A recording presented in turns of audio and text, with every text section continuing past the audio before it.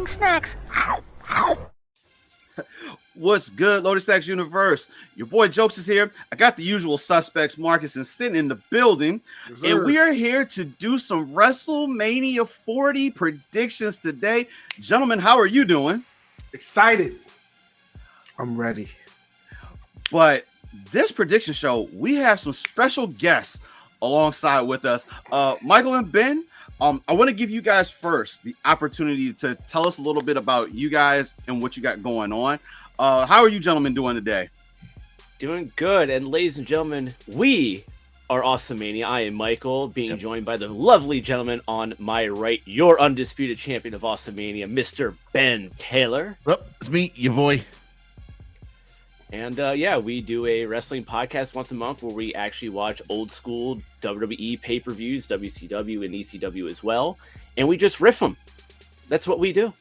And then we do panels at AwesomeCon too, which is actually where the podcast actually spawned from. So the idea being that you listen to the podcast alongside watching the pay-per-view. It's really interesting because it's Mike's first time watching a lot of these pay-per-views. Got it. Mid-90s. And we have our friend Matt Carroll join us every now and again.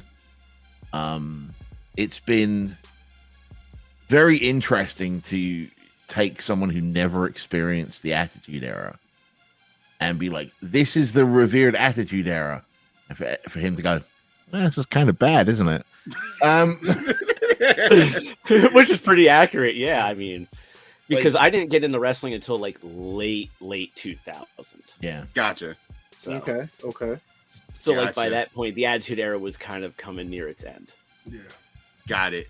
And if you look at everything surround, like we've gone from we started the watch along stuff with King of the Ring 96, right? Okay. Just Austin 316, the birth of Stone Cold, 25th anniversary, and it was the 25th anniversary of it at the time.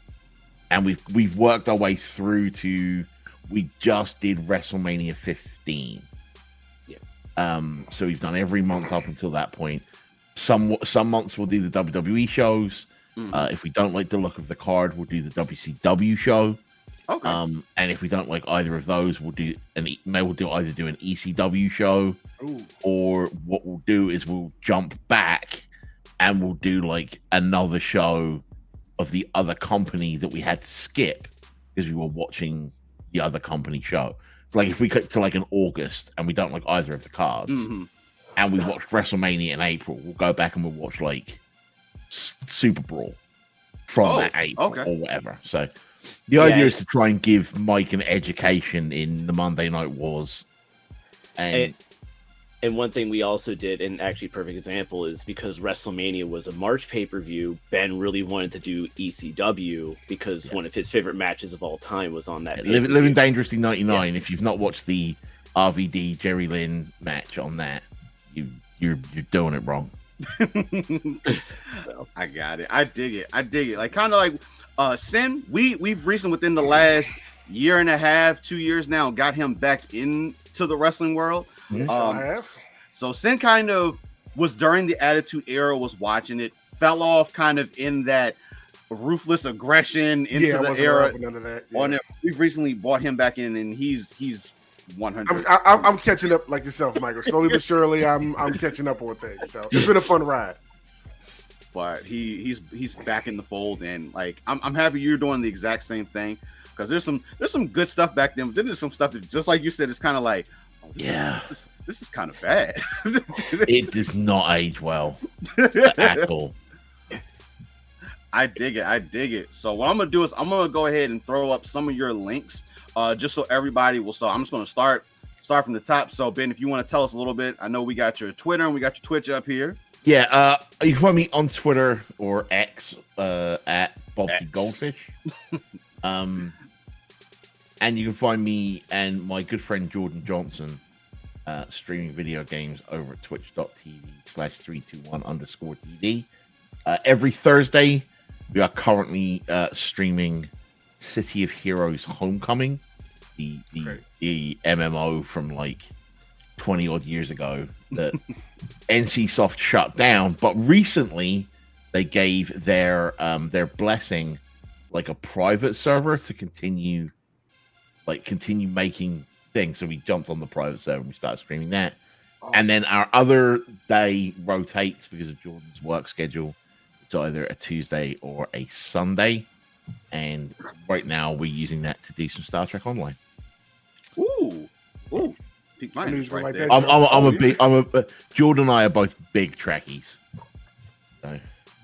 Awesome. All right, switch it up, Michael. I'm gonna go ahead and throw your first batch up. I should really mute my phone.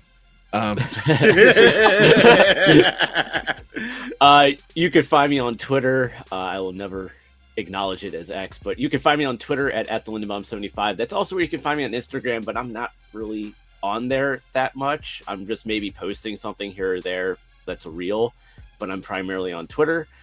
You can find me on Twitch also at twitch.tv/MichaelX75. I'm actually not as active right now like Ben is, but when I do get back active, I am actually doing retro PS1 gaming right now, where I'm going for all the EA NHL games. I'm currently on NHL 98. Okay. And also I am going to be bringing back an Among Us lobby in the near future because... that game didn't die 2 years ago. Yeah, I know, because I have somebody who's been begging me to bring back the lobby. So if anyone wants to play Among Us, just hit me up on Twitter. Can I give a shout out to something else? You sure can. You can. I am part of the organizing committee for an event called RPG Limit Break, which is, if any of you are familiar with Games Done Quick, GDQ, they tend to try and get a lot of shorter games in as they can. We're in marathon, charity speedrunning marathon that's based around JRPGs. So our average run length is like 2.5, 3 hours, all the way up to like 8-9 hours. That will be. I am literally supposed to be closing volunteer applications in about 15 minutes as of the time of recording. At which point I will be entering into 3 weeks of sorting out 100 different volunteers into 15 different departments. We will be live from the 19th of May, 25th of May, 2024. We will be raising money for the National Alliance on Mental Illness over at twitch.tv/RPG Limit Break. Please, if you get the opportunity, stop by, check it out, and hopefully help us raise some money for a good cause. Absolutely. Hey, sounds good. And Mike, I'm gonna throw up the one last one that you got. You can tell us for. So this is where you can actually find our show, Awesome Mania. I'm not going to say all of that, though.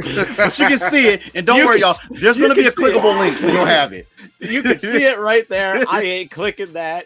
Or you can just go to like my link tree that's on my Twitter bio, and it has everything that you can grab there for not just for Awesome Mania. And X75 Productions is where you can also find our stuff on Facebook, which is not just also Awesome Mania, but Ben and I also do a Power Rangers podcast called Voices from the Grove for friends Sasha Kaplan and Brian Massey, where we are literally for adults who are taking a children's show way too seriously. Believe it or not, Mike, sounds right up your alley. Yeah, believe it or not, Mike, that sounds like little jokes territory right there. Listen, these gentlemen are right in our alley for everything. My catchphrase on that show is "That's not how science works." And then we also always bring up the Gosei line of, there's a simple explanation for that. Hey, Senator Marcus, I know y'all probably won't get that, but that is funny. Oh, man. Gentlemen, I appreciate that. I'm happy you guys could join us for this. We're going to have some fun with this because I think the card is solid, but I think we're going to have some fun talking about a couple of these matches. There is a solid portion of the card, and then there's that's there too. That is a very much so thing. So, everyone, if you are ready to go, we can jump in to making some predictions for WrestleMania 40. Are we good to go? Yeah, let's go. Let's go. Let's ring the bell. Let's go ahead and do this. We're gonna start and end with a bang. So we're just gonna go ahead and start out. We know this match is gonna be on night one. I'm not even gonna worry about trying to separate these matches into night one, night two. We're just gonna go through all of them for it. But we're gonna go ahead and start out with the tag team match between Seth Rollins and Cody Rhodes, and our tribal chief Roman Reigns, and the final boss, The Rock. Oh, you said your tribal chief, not our tribal chief? Nah. We're just gonna jump right on into this. You know what, Sin? I'm gonna start with you, good sir. Of course, I'm gonna start with you, and I'm gonna come to you. This is easy for me. This is the final boss and the tribal chief are coming out the victors in this one. Just 100%. It makes the most sense, and also the build up towards night 2. What's the point of even talking about we're gonna have bloodline rules if we're not gonna implement them? You know what I mean? No, don't dangle it in front of us like that. So it'll give Cody one last hurdle to try to get through. You know what I mean? Before or if he gets the belt, we'll see when we get to that point. But yeah, I think this is definitely the way to go. They take it and get their bloodline rules for night 2. I dig it. Let's swing on. Michael, I'm gonna come over to you. I mean, I agree. I think you're putting this big emphasis on the bloodline rules, and I know Ben and we went back and forth on this on our WrestleMania episode a couple weeks ago about like where do you place this match on the card, specifically on night 1. Do you have this be something that opens the show so you have like almost like essentially a 48-hour build to the main event, or do you have that main event and close out night 1 so there's more of a 24-hour build to the main event of night 2? So it's kind of interesting to see how they do it. I definitely see Bloodline winning just simply for the fact that you're going to have Bloodline rules. You're going to have chaos in that main event match on night 2. Chaos is needed. Yeah. Listen, not that type of chaos, good sir. But but you're gonna have all these shenanigans and whatnot for that. So it's just a matter of where do you put the match on the card, have Bloodline win, and how do you build it up to that point? Because you know there's gonna be stuff throughout the night on night 1 that we're gonna or night 2 that we're gonna see that's gonna lead up to that match. And that's going to stem from that. But do they want to do it for all of night 1 and night 2? That's the real question on that. Boom. I 100% agree with both of y'all. I think Rock and Roman are going to walk away with this match. Like, listen, the Bloodline rules thing, like, they're going to stack every card against Cody possible. Yeah. And this is going to be the simple and sheer way to do it. It just comes about of also in this match. I'm wondering if, of course, if Seth is going to get hurt or something that's going to end up causing to go into his match as well too. Like there's just so much riding on this one match that just goes through this whole entire night and then into night 2, trying to do that build up of this 48-hour main event. And I think that's how we're going to kick Mania off, and that's how we end Mania. I think this is that anchor in that beginning that we're going to see for it. Ben, are you in agreement with us on it? Yeah, I was gonna say Rock and Roman are gonna win, and I will go so far as to say Seth will be the one to eat the pin. I legitimately see, because it will absolutely validate everything that Drew's been saying, so that when Drew wins on night 2. And he can be like, I told you so, I told you so, I told you so. And then when he goes into his program with Punk, he's got that righteous sort of, I was right, they should have listened to me kind of thing. So it's this knock-on effect. As for where you put it, I would love to see this be the opener. I love the idea of like the backstage stuff that we could get throughout the night on night 1 and early in night 2 from the fallout of this, like updates on Seth's health, like into like catching glimpses of the Bloodline preparing for Bloodline rules, people interviewing Cody going, what you gonna do now, buddy? Like that kind of thing. It's a really interesting sort of also with Cody losing, it sets up that on your left moment for the main event of night 2, where what people are calling like the Avengers Assemble moment,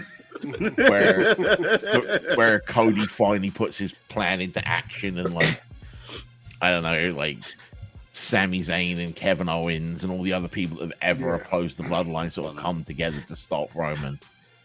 But yeah, it's definitely it's got to be Rock and Roman. There's no way Rock's coming back and not having a win at WrestleMania. Like, it's just not. Let's round it up. Marcus, are you in agreement with the four of us on this one? Or you gonna be you? Oh, I get. Let's see. Nah, I'm gonna be opposed to you guys, man. Rocky will take this L, and that's gonna set up for another turn of events going into night 2, where there won't be any bloodline interference, but there will be bloodline interference because people don't keep their word in wrestling. Like, come on now, like we're not children. We're not actually going to believe people for face value of their word. So whether it's bloodline rules or no bloodline rules, the bloodline is still going to interfere in the match. So that's valid. Like Rock and Roman's going to lose. Rock will take the pin from Cody. Ooh. Yes. Okay. I'm saying Sin. Normally, I'm the one that reaches for the fences. This is just giving me a point in my win column. He can say all the crazy stuff he wants. I don't need none of this shit coming out of his face right now. Just remember, you heard it here first, folks. From me. Listen, Marcus. You know what? I'll be devil's advocate. And what I'm gonna do is, let's say you are right. Now, let's say there is no bloodline rules. Or there is no bloodline. Like you said, bloodline may interfere. But what if there is interference, but it's not someone that's necessarily in the bloodline? I don't know who they would have lined up other than bro, their family is so huge. Like Yokozuna or anyone else can literally come out. He's dead, Marcus. From beyond the grave. Yes. Saudi Arabia. Yes, Saudi Arabia. Hey, Sen, I'm not backing myself into a corner. I'm not the one that's wildly talking over here. I don't know what's going on. I'm not gonna lie. He, what you are proposing is possible. It's just not likely. Like, hell, Rikishi could come out and interfere in the match. Like, okay, that one's a little more valid. I got that happening for his son's match. Right, definitely. I mean, I know there's talk about Tama Tonga. Guest referee, and they axed that entire thing because they got leaked. I mean, like, it's totally possible. I mean, Tama Tonga did recently leave New Japan, right? Mm-hmm. So that's a very strong possibility of somebody that can make their debut during that time. I just don't think if this is going to be the culmination of this whole story, that they're going to have the tribal chief go out on back-to-back losses. Right? Cody winning on night 1 and then winning again on night 2 doesn't feel... I mean, it all makes sense. Cinematic He gets cashed in by Damian Priest.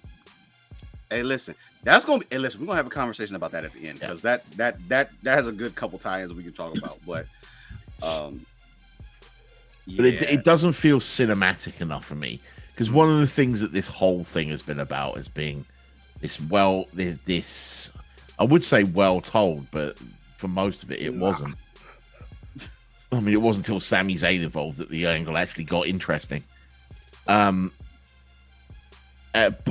the whole thing has been about this very cinematic style of storytelling, and having the good guy get back-to-back wins doesn't. It's a way better story if he loses night 1. Yeah. Has to do with the rules. Again, there is absolute validity to the idea of that happening. But I don't know. Yeah, I mean, you got to put Cody's back to the ultimate wall on this one. You had his back to the wall last year, but there was wiggle room. Now you need to put his back really back him into that corner to make him really get that. I mean, Mike, they're just more so putting his back against the ropes. Mike really sort of hits the nail on the head here. This should have ended last year. Let's be honest. I said that. I mean, who didn't? I said that. Who didn't? Let's be honest. There are people who was just like, nah. I mean, I laughed when it happened, but I still think it should end last year. And if they wanted to take this extra year to get this more adversity on Cody, they're not going to have him win 2 nights in a row. Yeah, I agree with that. I thoroughly agree with that. All right, 4 versus 1. Hey, Marcus, listen. If by some chance you call this one right, I just know I don't like you. I already don't like you, but I mean, put the promo up then. I'm gonna punish myself if he gets that one right. I ain't eating the one chip. You can have that, Marcus, but we'll figure something out. All right, so 4 versus 1 on that one. Definitely, I really hope that one does open it up just for what you said, Ben. I just want to see those antics and things that'll happen. Well, there's another reason that I think it should open. No, I don't think The Rock will allow that match to go first on night 1. Personally, I agree. I don't think he will. Personally, I don't see him literally saying, "Yeah, we're gonna open up the show night 1." Right, but I wouldn't have thought Brock Lesnar would have said that either, and then he did it. But the other reason I really want that to go first is I think that Becky and Rhea should main event night 1. Well, either that or Bailey Io. Yes, Bailey Io. Yeah, I see Bailey Io closing up the show night 1. Main event night 1. Yeah, it's only fair.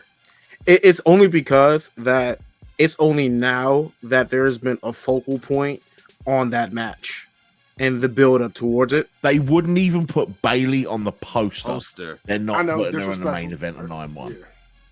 Which is a criminal. Which is some bullshit. Grade A on that one. Dig it. I dig it. Don't get me wrong. Bianca, very deserving young lady, very talented. But if they're putting Cody on the poster for winning the Royal Rumble, they should have put the women's Royal Rumble winner on the poster as well. That is 100% valid. Especially since Bianca only got her match yesterday? Yeah, the other day, or 2 nights ago. But you know they have to promote that the special, man. They gotta promote that's true.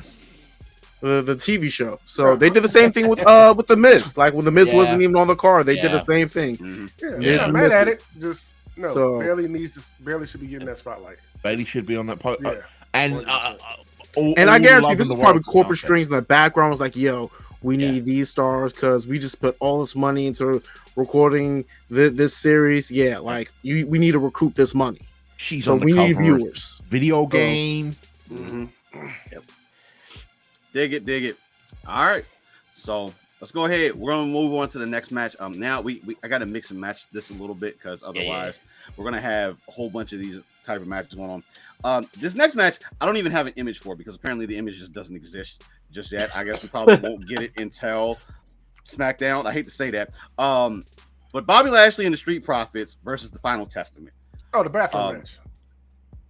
Listen, you mean the match is going to go on Sunday Night Heat? You mean the match before the actual matches start? Yeah, go ahead and go to the bathroom. Yeah, go to but it's gonna be Bobby Lashley. So let's just go ahead and knock this out. Please, Ben. I'll go first on this one. Go for it. You want to know who's going to win? Now, bear in mind, I am not really booking with what I think is going to happen. Mm-hmm. I'm picking on what I want to happen. I'll be honest with you. So my pick for this match is a very large boulder falls from space and kills everyone in the ring. You're talking about Men in Black 3 then. Yeah, pretty much. Legitimately, does anybody give a flying fuck who wins this match? I mean, I actually want the Street Profits to win, so that way we can get an actual name for whatever this stable group is. I don't think we'll ever get to that point, honestly. They need a name, man. Like they can't just be Bobby Lashley and the Street Profits forever. Yeah, I don't think they will. Like, sadly, I don't think they're going to win the match. I'm sorry, Marcus. I think Final Testament is going to win. This is just one of those matches. Like right now, what is going to be the payoff either way for these two? Not a damn thing. And that's nothing. And that's the sad part. Like the Profits, like when originally they were showing up with Bobby, they did the whole music change thing, and then they ended up just going back to the old Street Profits theme. I'm just like, okay, so we're kind of still sticking them with the true Street Profits that they've been, but it's just like they're just like in this purgatory. I don't know what you want to call it. They're just stuck in right now. It's the company not committing to making them be heels, which is why they're in this limbo space, because they've been such great faces that now when they try to make them heels, it's kind of like, do we really want to do this? They're still selling merch. Also, to follow up on your point from the poster, Dawkins and come on, who's the other one? Montez Ford. Yeah, Montez Ford and Dawkins. They're going to show up in that special as well, especially Ford, honestly. Like Bianca and Montez and Bianca, like making him a heel isn't the greatest at this point promo move there, is it? Yeah. Well, I also think one of the problems is that when they tried moving him heel, you just didn't feel the believability of them trying to be bad.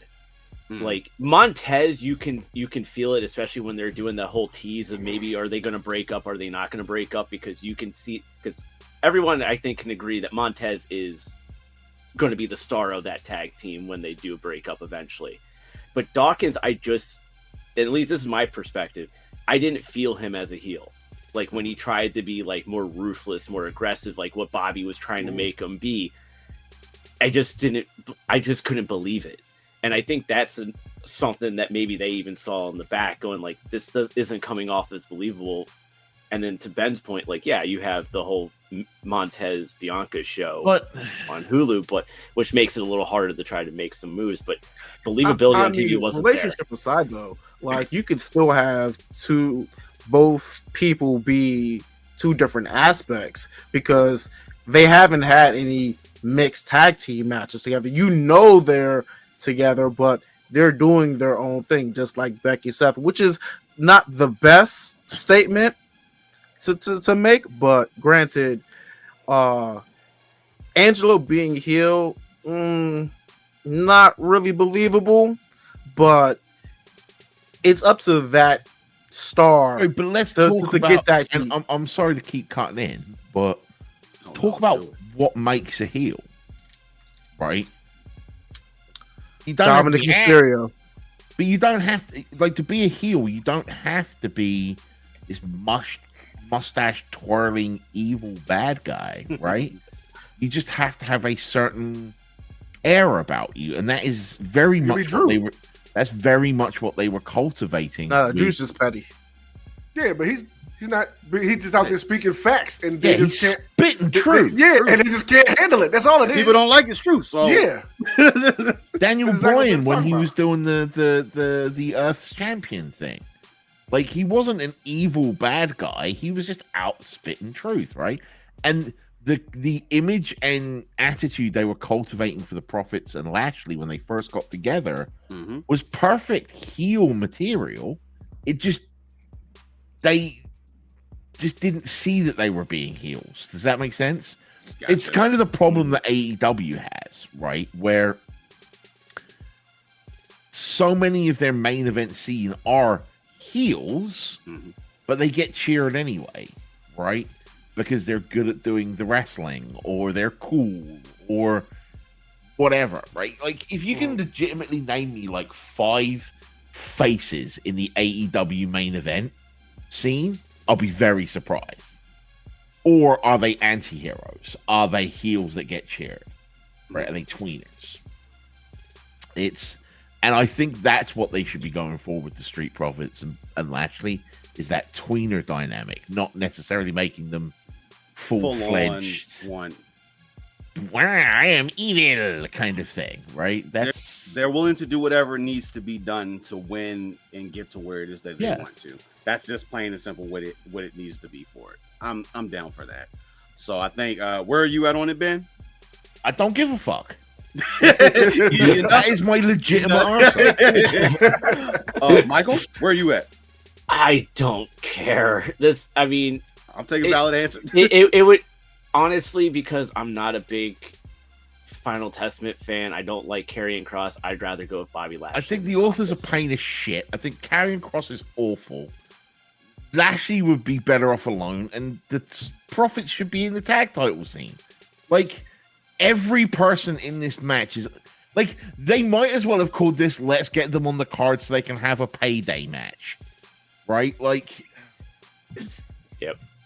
Down with that. And then don't forget, we got B-Fab and Scarlett as well in all this. I'll let it listen. And listen, B-Fab making her way back and getting in with him. Good job on that. Because, but other than that, should have been Jade. But let her be on her thing. Sin, where you at? You're in the you're not picking Bobby Lashley. I know you're not picking Bobby Lashley. That's not happening. No, it's going to be Testament. He's going to be Testament. Like, I don't know why you asking, Sin. But didn't you know, Sin? It's going to be them. Bobby Lashley's part of the conspiracy against Goldberg. Because he uses a spear. Y'all have heard about that, right? Yeah, I saw that. Yes. What a fucking idiot! Yeah. All right, I'm perfectly fine with that because this Testament. It's going to be Testament. They're forcing them down our throat, even though they're trash for whatever reason. And Montour's them taking an L over there will just make good for when season 2 of their show comes around, and all whatever maybe. They'll still be able to make storylines and money off of it. So it's going to be. I'm good with it. Like, I just don't know what's going to come about of this. Just one and done, let it be, and then let everybody just go their individual race. Y'all better open up WrestleMania. Don't get it out the way, please. Pre-show if they decide to do that match, but too much time. Garbage. So we're gonna move on. We'll move on to our next match here. Going back to championship matches here. So we're looking at the Intercontinental Championship between Gunther and Sami Zayn. Now we know, obviously, right now Sammy's kind of. I would have loved it to be Chad Gable. I actually, Chad Gable would have been in this. I probably would put my money on Chad Gable, but because of where it's at right now, where Sammy actually is, I think Gunther is going to retain. I think they're going to let him. He's just going to own this belt until the day. I feel like he's just going to eventually relinquish the belt to end up just going after one of the main 2 championships. He gonna pull like that option C type thing and just be like, I've already toppled everybody in this side. I'm just going to the next, but I'm going with Gunther on this. Michael, where are you at? I think all 5 of us would agree it would have been better if it was Chad Gable in this spot, but I do at least respect the fact that they have Chad kind of like coaching Sami Zayn going into this match. I do like the fact of that because I think that could eventually build into Gunther retaining at Mania, but then eventually losing it to Gable at a later pay-per-view. Especially the fact that you have a couple pay-per-views or premium live events coming up in like France and Saudi Arabia and stuff like that. Pay-per-view coming up. Yeah, and Germany. But so you have like very much doubt that Gunther's going to lose on that. Oh yeah. No, I don't think Gunther's going to lose at that one either. But like, you have France for Backlash, you have the Saudi Arabia show, you have the Germany show as well. So it's like one of those shows you could see Gable eventually taking it from Gunther at that. But yet again, to counter Ben's point, everyone thought Drew was going to beat Roman at Clash at the Castle, and Drew lost. So anything is also possible in that fact. But I do see Gunther winning, retaining over Sammy, but it also, you see the seeds already being planted for Chad Gable to get back into the mix of Gunther as well. Dig that. Marcus, what you think? It's actually kind of tough because Chad is in that, the Andre the Giant Battle Royale? But what does that mean though at this point?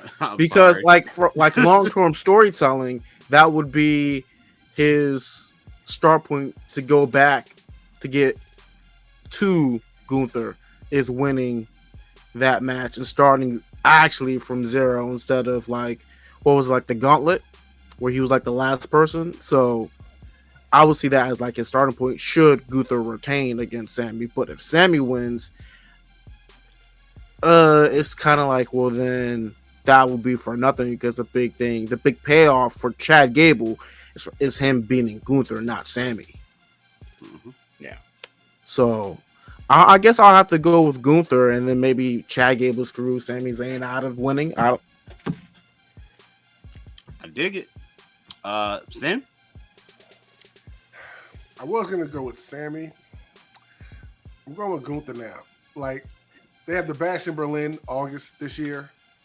I see him going into that as champion. Whether he comes out is a whole different thing, but him being out there with the belt, I think will just be just great for numbers and viewership and all that kind of stuff. He's hot. You know what I mean? Like, I don't like dude, but I can admit, like, he makes for a great heel. Like, I love watching him do what he do. So, yeah, I don't got him losing this until at least August at that pay-per-view.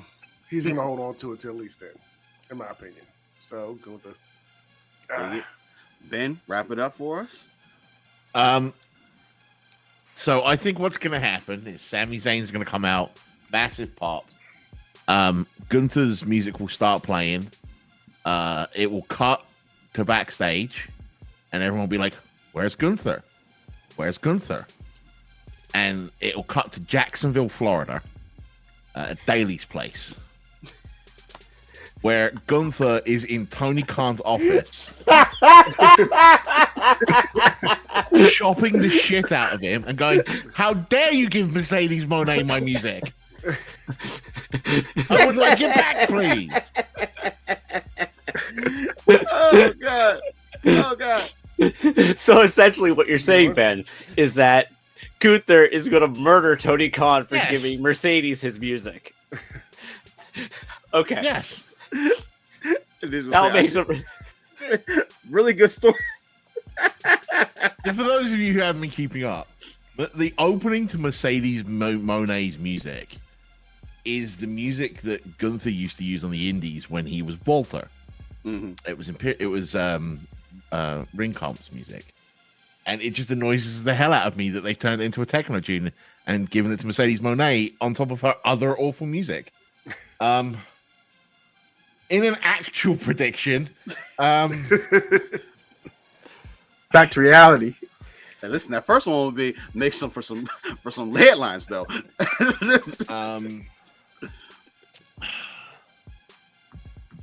I love Sammy. I would love to see him do something. But this ain't it. I gotta go with Gunther. I just don't. Sammy might be one of my top 5 favorite wrestlers ever. Mm-hmm. I just dig the guy, everything about him. Mm-hmm. But this ain't the story that they want to end Gunther's run on. They may. You don't have a streak like Gunther to feed it to someone that doesn't need it, right? Mm-hmm. They're already going to take one streak and feed it to someone that doesn't really need it in Cody, right? And we've all heard about how recently the Undertaker's commented about the person who should have broken the streak was Bray, right? And I think that Sammy doesn't need to beat Gunther here, because when Gunther loses, it's going to absolutely make whoever beats him. Mm-hmm. And that person should be Chad Gable. 100%. I'm 100% behind that all the way.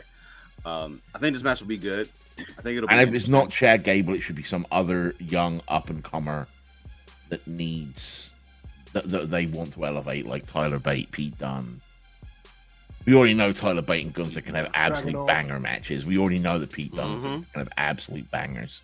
I would like to lead back to having Pete Dunne versus Gunther. I would absolutely like to. I would also, part of me just in here, I know it's not going to happen at this point, but I would love to see Sheamus win that belt, just because it's the only belt he's never gotten. Right. But yeah, use beating Gunther to elevate someone up. and do that. Don't make it Sami Zayn, who could easily who should be in the world title picture. He shouldn't be in the Intercontinental title picture. Agreed. Yeah, so unanimous Gunther across the board. I kind of figured as much, but we're gonna go around anyway. But I kind of figured as much. Dig it though. Gunther for the victory on this one. All right, let's go ahead. Another match that we just got that was done on SmackDown. Another tag team match, and that's Rey Mysterio and Dragon Lee versus Santos Escobar and Dirty Dominic Mysterio. So, okay, I'm gonna start and say that Santos and Dom are gonna win this match. So I'm good with Dragon Lee coming back. You know, injured, came back. Cool. Dope addition to the LWO. Like, I feel like there's got to be more to establish the LWO and what it is that they do. But at the same time, I was gearing on Carlito to probably be the one that would have been the tag team partner at this point. I don't know if y'all saw his face when Ray. I already told you, Carlito about to turn heel, man. He about to go off on his own. We're going to get So You Think You Are Cool. Like, but that's all I need from Carlito is him doing heel, eating the apple, spitting into people's face. And I mean, we're just gonna kind of keep this in the same little circle here. I don't know how much longer we're gonna do this whole entire thing. But Carlito's kind of just been in the back seat of the LWO ever since he's come back. He really hasn't done anything. I find it weird that I guess he's technically a part of the LWO, but he's never in LWO gear. It's a little weird, but I just feel like he's going to be the catalyst that's going to make this match go the opposite way. I could be completely wrong, but I figured Ray and Dom were going to have one more match. I figured they were going to end up doing another one-on-one, probably by the time we got the Mania to kind of squash and be done with that side. I'm amped that the two of them get to have this type of match on this stage. But I feel like this one is a little bit at the same point. We got to probably like wrap this up. Ben, you agree or what do you think? So, for everything that the WWE is doing very, very right now, there's a whole lot of things that they just started and went, bored now. LWO, did you know that the Street Profits, Bobby Lashley and Karrion Kross thing's been going since December? I know it's been how long have we had the LWO at this point? And what the fuck have they done? Not a damn thing with the LWO. It's been like, let's put all the Latinos in the corner and make them work together. Like, it's just awful. It's just, again, I think it's great that they're giving like Ray and Dominic a chance to have a match at WrestleMania, but make it a singles match, right? Yes, I know you got to get as many people on the card as you can, but this is another match. Like, what comes out of it? Like, what comes out of it? Like, I would like to see, like, if we took all of them and they were all LWO, like, I feel like that stable could definitely be a threat that you could work with within the WWE, potentially on both shows, if we end up having to do that and split them between the two of them. But I feel like ever since when they first reintroduced the LWO scenario, I was like, oh, you got my attention here right now, especially with Ray being at the front of it. I was like, Ray's at the front of it. That means Yes. it's a face faction. LWO used to be heels from my memory. All their best stuff is when they were heels. So, like, having a face faction, like, it can work, but they have to go against other heel factions. And the only other heel faction outside of Judgment Day and this newly formed Judgment Day on heels. Dominic's a heel. Judgment Day are not heels. We're heels.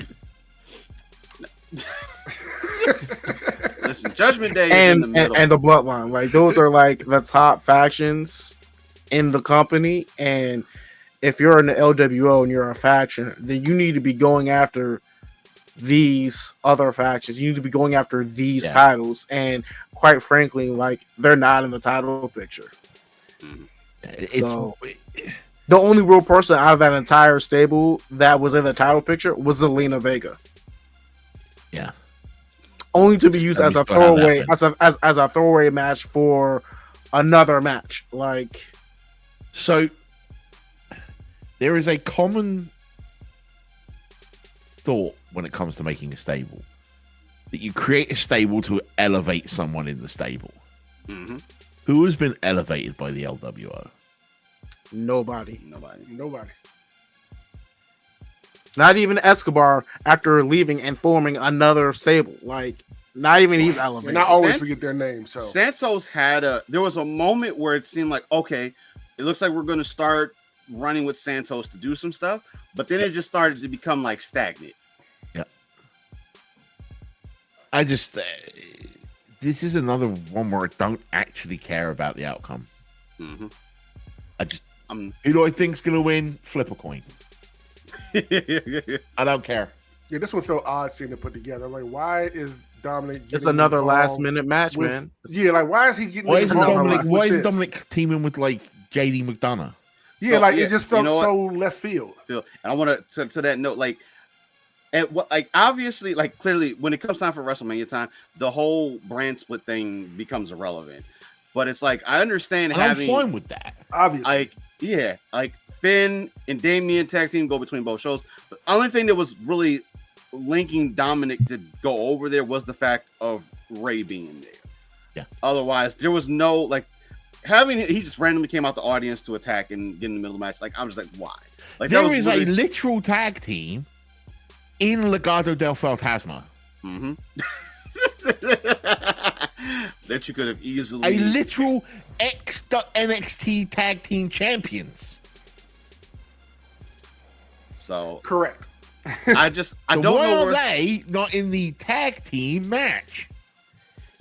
My gut tells me because it's like 3 members on, or technically 4 members on one side for Legado, 4 members on the other side for LWO.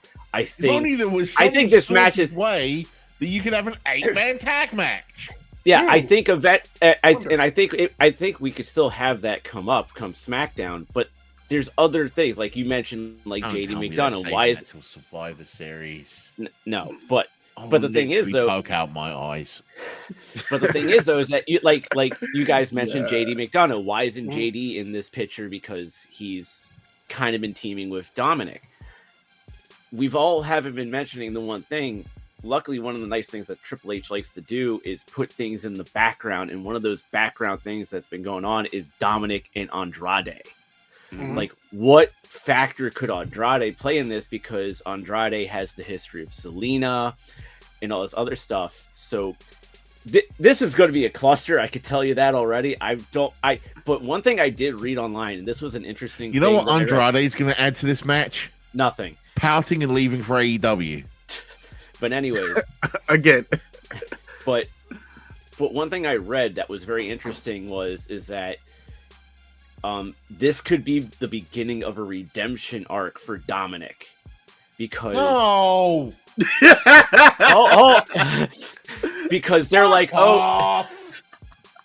because the what like and I could see how this could happen, and it's like they said it's like, oh, you have Ray and Dragon Lee pick up the victory because Santos abandons Dominic in the match because he sees the writing on the wall, and then that kind of like leads down the road to Dominic having like you know making amends and stuff like that, and then re-teaming with his dad or something down the road. It's like I saw that, it's like, well, if they do that wouldn't suck too bad, but it still would suck regardless. But I don't know. I think Ray it wouldn't suck too bad. But it would still suck. Hong Kong Bobo. Hey, my man Dominic is nuclear level heat. Like they don't want to give that up. He's staying just like that until he leaves Judgment Day. Yeah, he's the most naturally hated heel in that company in a very long time. Mm-hmm. Yep. But I could see Ray and Dragon Lee get it. Man's heel status so hot that even at his own marriage, his own wedding ceremony, they his own wedding ceremony. That was funny. And you can thank Damian If Priest we're keeping this in kayfabe, do you choose Rey Mysterio or Mommy? Easy. It's an easy pick. I'm just saying. Don't disappoint Mommy. That's gonna be a bad sight. Sim, where are you at? Man, come on, Dominic. And, Dom. You only picking Dominic because he's part of Judgment Day. Well, I'm Team Judgment Day. Come on, all day, every day. It's not the worst reason. At least it's a reason. This match makes no sense, and his heat is. I don't know. I just don't have them losing like 2 years in a row to his father at WrestleMania. Just. Well, I also have Ray and Dragon Lee winning but I have a bigger reason. But I'm going to save that for when we get to Ripley and Judgment Day specific, because I think there's a lot more that's going to be happening with Judgment Day at WrestleMania in general. I agree. I can agree with that. Yeah. Marcus, where you sit? Man, I don't doubt the match for the 619 in this case scenario, man. Like, man's coming back from an injury. Like, it may not do nothing, but I have him and Dragon Lee both returning from injuries, so I have them winning. Cool. That's perfectly valid if it happens. I just don't care. I'm not mad at that. Not mad at that. Oh no, it's going. That's why I split into 2 nights. Otherwise, we would be having. I'm sorry. I enjoyed when I went to WrestleMania 35, but good God, I didn't leave that stadium until like almost 2 a.m. probably. All right, so we'll move on to our next match. Another one added right there on SmackDown. But we have our 6 women tag team match between Jade Cargill, Naomi, and Bianca Belair. Black Excellence versus Damage Control. Black Excellence. Oh, all right. Like Black Excellence. Like, are we really going to sit here and waste like 10 minutes actually determining who's going to win? Black Excellence. Like, let's get this. It's not even that, right? Like, this match, like, when you go into a match, you at least like want, unless it's against like 3 jobbers, and it's definitely a squash match, you want some possibility that there's an outcome that is doubtful. Bianca Belair spent 1.5 years soloing Damage Control. On SmackDown, Jade Cargill soloed Damage Control. And then you add Trinity into the mix? How is this even supposed to be a goddamn challenge? That is like I said, Black Excellence. Let's keep this pushing. Next card. Hey, listen, when Jay got in the ring and kicked the holy hell out of who was that took the first kick? I think it was Asuka. I think it was Asuka. Hey, listen, she went like halfway across the ring off of that actual kick, and I was just like, oh yeah, it's done. But just to see, I'm just happy. Like Ben, you were talking about this beforehand, and how they are bringing Jade to the table and presenting her in here. This is how you give. Before we went on screen, I mentioned that something that got under someone else's skin.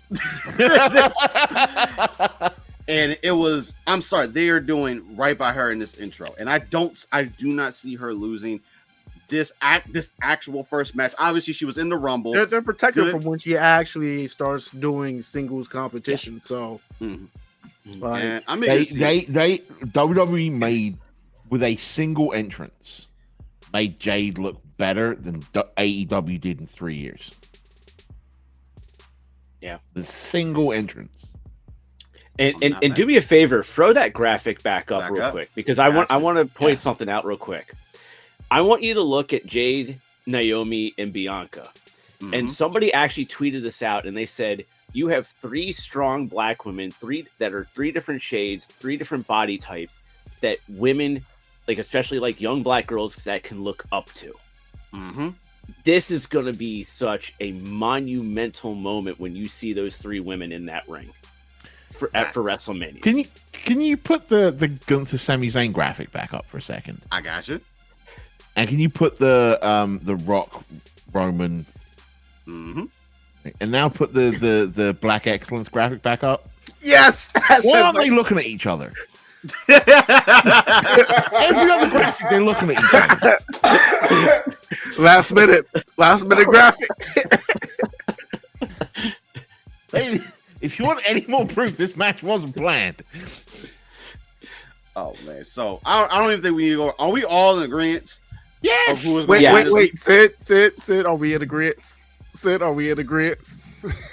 Listen, no, wait, because this is the actual thing. Because Sid is pro damage control. Sid, are we in agreement? Pro damage control. But with points on the board. It's gotta be Black Excellence on this one. I'm sorry, ladies. Here's what it is. He's like, I need to save some points just in case on this one. Like, if you needed any more, I'm gonna lose points. Like, it's not gonna be on this one.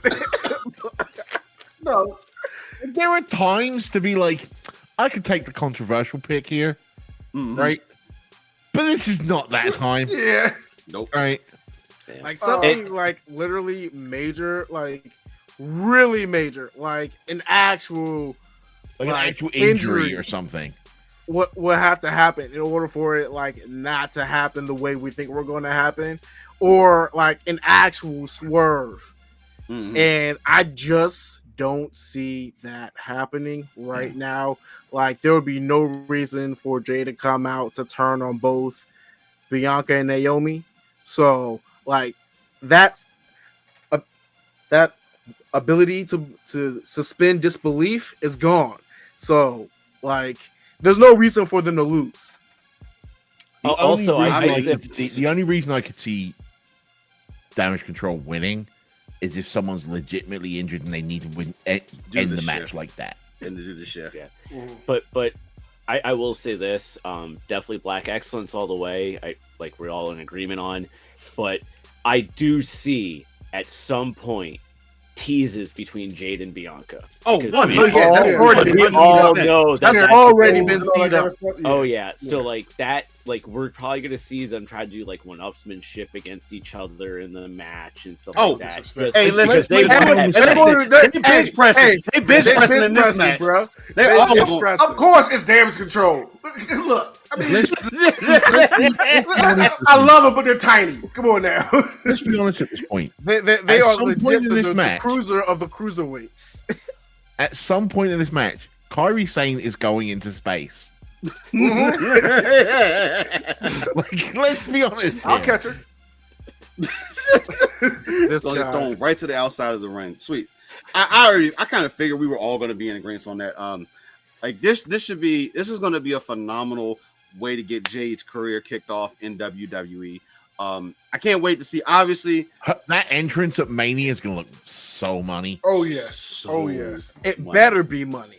It's going to be extra behind it. I don't know like, exactly. If they don't put like the actual budget, like behind Jade's like official entrance. Listen, like WrestleMania entrance. Even if they just take what they did at SmackDown and scale it up. Yeah, they're gonna scale it up, and she may get not the full on pyro, but kind of what she did in AEW, how like the sparklers came out. Just do that on a WrestleMania size of it. I don't think she needs the pyro. That laser effect with her stood in the silhouette like that.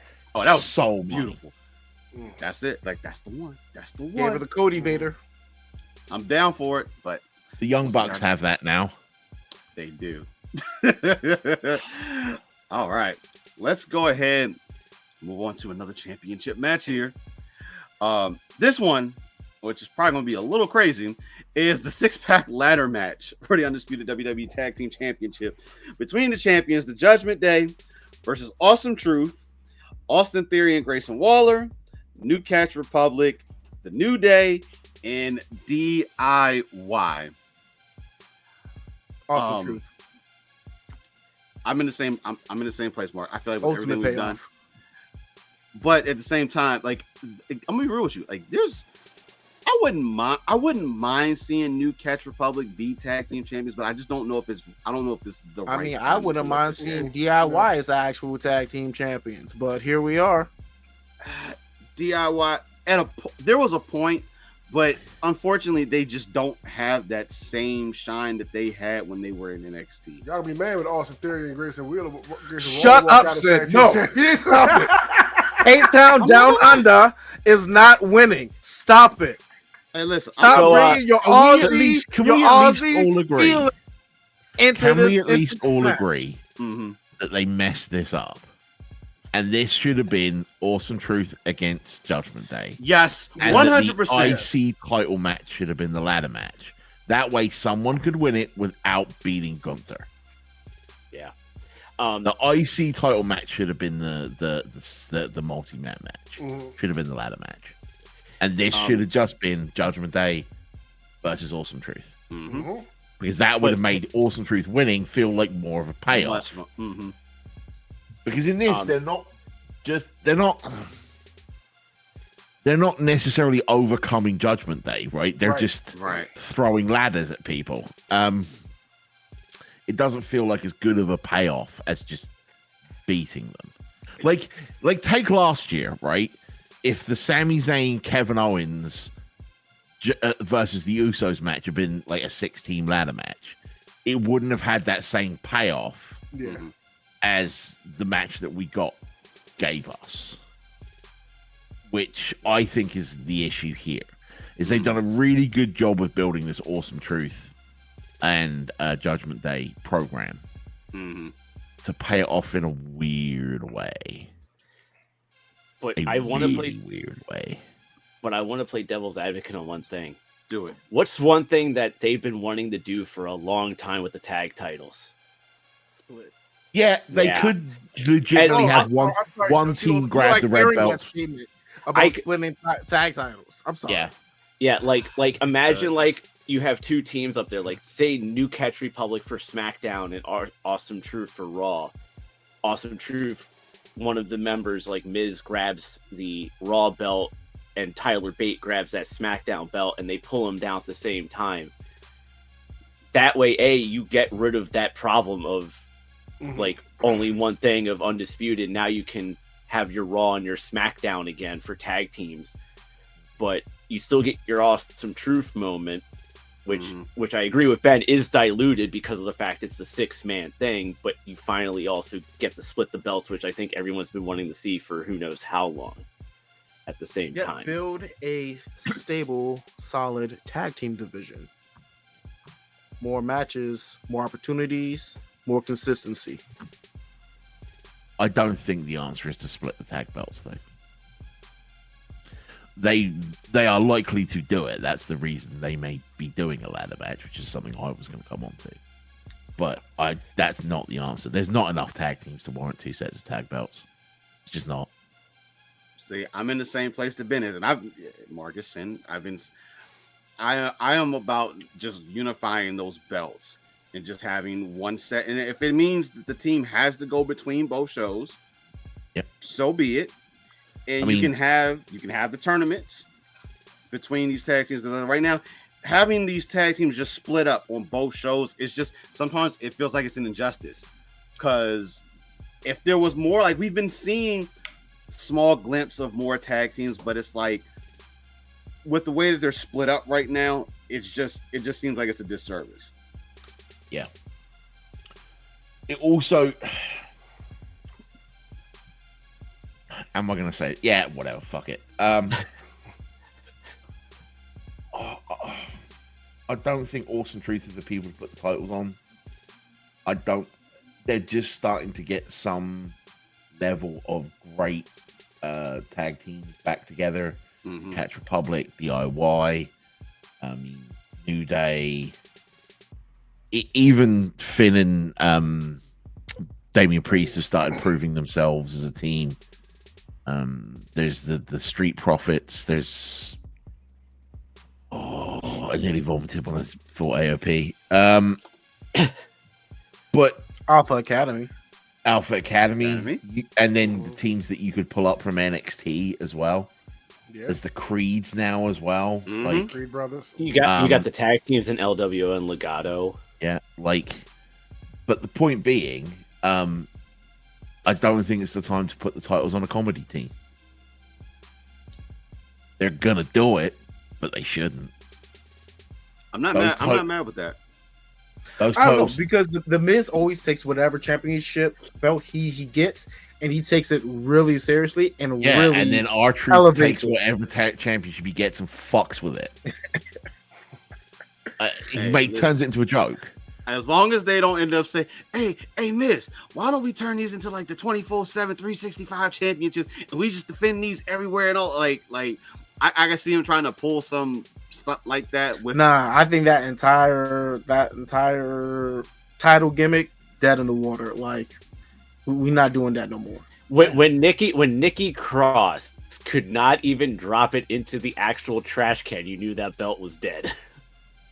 Like that was bad. And the point being is, I would love Miz to get like a serious tag partner and really take a run at the titles, because you're right. Whatever title he gets, he takes very seriously.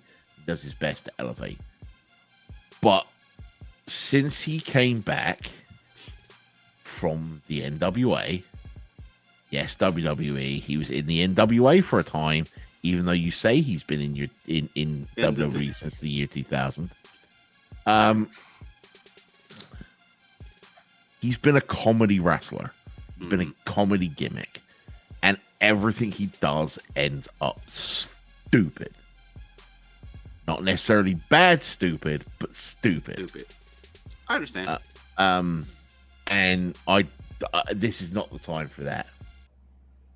You should be putting these titles on either DIY, Creed Brothers, New Catch Republic, and just go out there and have like 20-minute absolute bangers. Banger match.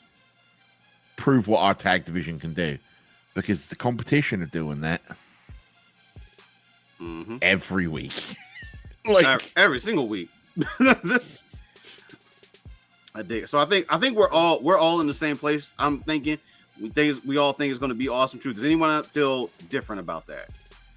I think that the man, Spinner's going to say he debuted in Fid. Like I don't even know what. Like, listen, I know he does. He knows where my heart is. My heart's with Judgment Day, but it's WrestleMania. I'm going with Awesome Truth. This WrestleMania is very much going to be sort of the breakdown of established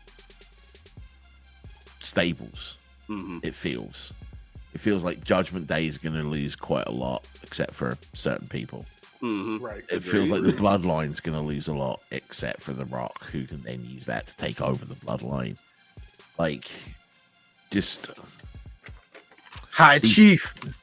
These two established stables are going to start coming apart a little bit. Yeah. I can see it. The foundation. And depending on how events turn out at Mania, those cracks are going to open up wide, and folks are going to fall through them. Yeah. Sweet. So we're all in agreement on that. We'll see how that turns out for it. We're going to keep the ball rolling. We're going to move on to another championship match. So everything's being defended. There's only except for the women's tag team. Please don't let it be the Logan Paul match. Please don't let it be the Logan Paul match. I mean, we got to do it at some point. Well, Marcus, now that you say that, it is for the United States Championship. Randy Orton. How about that? You thought I wasn't ready? You hold on. Get your face back up here. Throw it away. Hold on. Throw it away. Let me at least tell the people, even though they can see it, between the champion Logan Paul, Randy Orton, and Kevin Owens. All right, now that you said Randy Orton, get it out the way. You don't mess with the Viper, and he's done been provoked. You already know. Well, you already know my money's in Randy Orton, the Randy Orton basket. It's there, but there's a part of me that's like, listen, I'm sorry, and I don't care. I don't care. Listen, I don't care. Logan can still win the match. I still don't care. Randy Orton. And listen, I give props to Logan. Like, I know they like in having, a celebrity come in. Hey, look, come out the chat. Me and Ben on the exact same page. Oh, listen. Logan Paul is taking his belt home. I'm sorry, y'all. Y'all just got to deal with it. Eat that. I'm absolutely loving Logan with the United States Championship. Now, look, I know a lot of people when they come in, this is kind of like the one-off thing, but I like how he has taken this seriously. He's taking it seriously, and he looks good in the ring. Like we've seen him, the evolution. Like it's looking this small bit of time. I like what he's done. And of course, for him, I feel like personality wise, this is just absolutely just perfect the way that he's presenting and doing things right now. I love it. But at the same time, I'm sorry. I want Randy to win this. It's the one belt that he needs. Sorry. But getting it off of Logan. No. It's going to stay sitting on that. It's going to sit on that coffee table. No, it's going to be on that coffee table while he's doing his podcast. It's going to stay right there. Stop. Sorry. Stop. So we're 2-2 right now. So, Michael, you're the only one that's the outlier right now. Watch Mike pick Kevin Owens. Where are you at? Wait, I wouldn't be surprised. Like, I expected someone to say Kevin Owens. So here's the thing. The story ultimately is in Kevin Owens. And that's where I'm going with on that. I do see Kevin Owens winning the match and getting the U.S. title off of Logan Paul. But to piggyback off the points that you guys have made, yes, Logan Paul deserves the flowers that he's earned because he has put in that work and he has really built up a character that we all love to hate. And also he puts the work in the ring as well. But from what we've been seeing with Owens and how everything's been like growing into where it is, and then having kind of ordered in there, like honestly, this is more Owens' match to lose than anyone else's. Yeah, and I'm booking with what I want to happen. I'm not booking what I think will happen. I want Logan to win, mainly because I want to see both Kevin Owens and Randy Orton out of the mid card. That's valid too. Like, honestly, that's valid too. Randy's on SmackDown right now, so is Kevin Owens. I think Randy should be Cody's first challenger.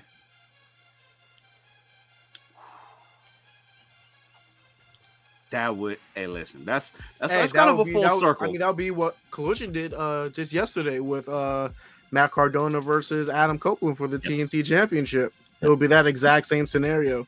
Yep. I would love to have Randy be Cody's first challenger, mainly because of all the stuff they could play off with, like Legacy and all that. I would love, and I fully expect them to do a post WrestleMania draft, and I want to see Kevin Owens head over to Raw and get involved over there. Mm-hmm. Maybe challenging Drew. Not mad at that. So, or Priest, depending on how the night goes. Though it's entirely possible that Priest could cash in on Cody, which would absolutely deflate all of WrestleMania. Oh my god! But that man getting jumped on Monday. Philadelphia's never been let down at a pay-per-view before, right? That man getting jumped on Monday. And listen, that may be. We're gonna have that. We're gonna have that talk before we leave out of here on what may happen there. But all right, cool. I like this split. 2 for Paul, 2 for Randy, 1 for KO. I'm liking this one. So I want Logan Paul to retain because it was just to annoy the IWC. Yes. Basically. Oh, yes. Annoy everybody. Oh, I love it. Again, I think KO will win, but I want Logan Paul to win. Not mad at it. He'll probably have something. I am booking what I want to happen, and I want to annoy the internet wrestling community. Dig it. All right, let's go ahead. Let's move on to the next match. Marcus, do you think you know what the next match is? Go ahead and put it up on the screen. That wasn't what I asked you. Do you think you know what I don't care what you asked. Go ahead and put it up on the screen. I said what I said. All right. That is going to be brother versus brother. No, it's yeet or no yeet. Get it right. Damn, can I finish? If I can finish, maybe I can get to that point. Hurry up. Yeet or no yeet. So since you're so excited, Marcus, yeet or no yeet? Man, yeet all day, homie. I'm sorry, Marcus, but I'm going to pull on your moves, and I have to go no yeet on this one. I'm sorry. Like how does Solo feel about this? I'm trying to point to the right direction. Oh, there it is, right there. How does Solo feel about this? This is honestly the one match that I can honestly say I do not care who wins or loses. I genuinely love the Usos, period. So, and I know this is their dream match to have them against each other at WrestleMania. So, just because I love both of them that much, I don't really care who wins as long as it turns out to be a good story overall. But for this one, for story purposes, I'm going with Jimmy. I'm going with Jimmy on this one just for story purposes. Thank you, Solo. Sure, you're welcome. This entire time we've been doing this, I've been like, he looks like Solo. Like, he's giving way Solo to get to it. Michael, where are you at on this one? Oh man. Well, hopefully this will be better than when the Hardys fought each other at WrestleMania. Couldn't be worse. I don't think there's a doubt this is going to be better. Yeah. Than that. I don't think there's a doubt for that. Oh man, it's tough. Like there's a lot of valid points as to why Jimmy should get the win, because he kind of needs to win more than Jay does, because Jimmy doesn't win a lot. Yeah. Whereas Jay does pick up a lot of victories on television, but my heart is with Jay. I'm Team Yeet on this one. Team Yeet. Ben, where are you at? Yeet, Wise man Ben? Yeet. Wise man Ben? Wise man Ben? Are you familiar with the term the Genetti? Yeah. Yes. My biggest fear when they started pushing Jay as a singles wrestler is that they have taken one of the best tag teams of all time and manufactured a Genetti. They have made Jimmy the Genetti at this point. Jay is so over. Mm-hmm.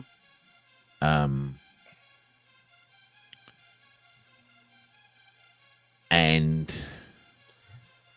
I don't think this match, that Jay winning this match would do Jimmy any favors of not being the Genetti. Mm-hmm. So WWE have somewhat booked themselves into a corner. They've got super serious, absolute badass Jey Uso. Mm-hmm. And they have the Genetti, who's become the somewhat joke wrestler of Jimmy. I want Jimmy to win. I think everything should be coming up bloodline until Rock and Roman. Mm-hmm. Until Cody and Roman. Mm-hmm. And that way Jay can get a little bit of his shine back by stopping Jimmy interfering in Cody Roman. Okay. Mm-hmm. And that way they both come out of WrestleMania. Still, Jimmy's been way elevated by taking out main event Jey Uso, right? Mm-hmm. And Jay's kind of pulled himself back to parody by, well, you weren't able to help your boy. I stopped you doing that. There is an outside chance that I do not want this to end with a reconciliation.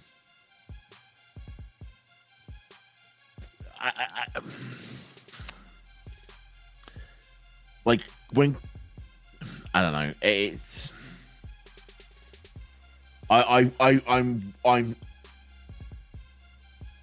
Family over everything, though. yes, but I don't think that should happen at Mania.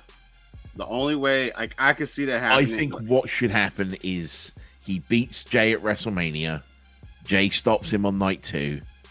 And then there should be some soul searching from both sides that leads into a reconciliation down the line.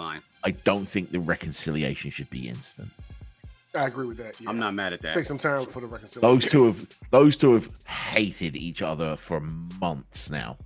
You can't just have them overnight make up like that. Just make up for it. I could see, like, I know everyone's been talking about potentially, Rikishi somehow would come in and get involved in the middle of this, and I feel like he probably could be the linchpin for when they could get back together. Yeah, it's just to have that conversation, having him in between the two of them, even if that's like Raw after Mania. What would be a really interesting thing, right? Is, pardon me, fantasy booking a little bit. Mm-hmm. Roman loses in the main event, as is somewhat tradition at that point. A major stable leader has lost at main event at WrestleMania. Night after WrestleMania, we have a replacement. Shawn Michaels was replaced by Triple H. Mm-hmm. Farouk was replaced by The Rock on the same night, by the way. Now, The Rock steps up and is like, look, you lost. I'm the High Chief. It's time to get my family back in order. And he calls in the quiche to be like, sort out your kids. You see what I'm saying? Like, for The Rock. Yeah. I mean, he did it for The Rock, right? Like, there's this very genetic family line there that could lead to a reconciliation there. I'm about that. I'm about that. It's like I like that. To just have them come back together just in that heartbeat, it would be just saying like this word disservice. Like you guys have hated each other. Especially if we're gonna get the Rock and Roman match everybody's wanted for so long down the line. You can have that reconciliation actually come to fruition down there, but see the build up to it between WrestleMania and whenever that PLE happens. You know what I mean? So yeah. Good with that. We're kind of split there. I like that. But I feel like this is going to be. We'll see how things set up. I feel like Can I be like who the actual winner is going to be? Go for it. The people watching it. That match is going to fuck hard. Yes. They are holding as long nothing as it doesn't back. end in the count out. Oh no, this is not ending in no count out. This match is. Everybody's going to be standing up. Hear me out. What if this match goes on the pre-show? What? Dude, no. Hold on. Let me finish. Okay. You know what? Cook. All right, Go ahead and cook. The pre-show match is slotted for like 20 minutes. Mm-hmm. 20 minutes shows up. The end of the pre-show. They're still fighting. The opening to WrestleMania starts. They're still fighting in the ring. And it then becomes the first match of night one. Interesting. I don't see it happening, but very interesting. Bet. This is like your whole thing with Claudio doing the spin, the giant swing where he just keeps going. The giant swing going in between. Yeah. He goes between Dynamite and the Rampage. Yeah, because they take Dynamite and Rampage on the same night, right? So you end Dynamite with Claudio giant swinging someone, and then you open Rampage with him just still doing the giant swing. So he's been giant swinging that motherfucker for 3 days. That's actually funny as hell. Hey, that is funny. That's funny. I wouldn't be mad at something like that. That would be an interesting little turn of events there, but do not put that on the pre-show. No, not at all. That is not gonna go on the pre-show. Not at all. I dig it. All right, let's go ahead. Let's continue this journey. Going on to another championship. Sin, you've been waiting for this one. And that is going to be for the WWE Women's Championship between they're Io looking Sky at each other and Bayley. Hey, look, when they designed the, I'm gonna be honest with you. When they designed the graphics, I kind of didn't like some of them. Like some of them looked a little weird when they're like looking at each other in the way that they did it. I'll talk about when we get to it. I didn't like some of these designs. I feel like it was like half-ass put together, but whatever. But Sin, I know you've been waiting.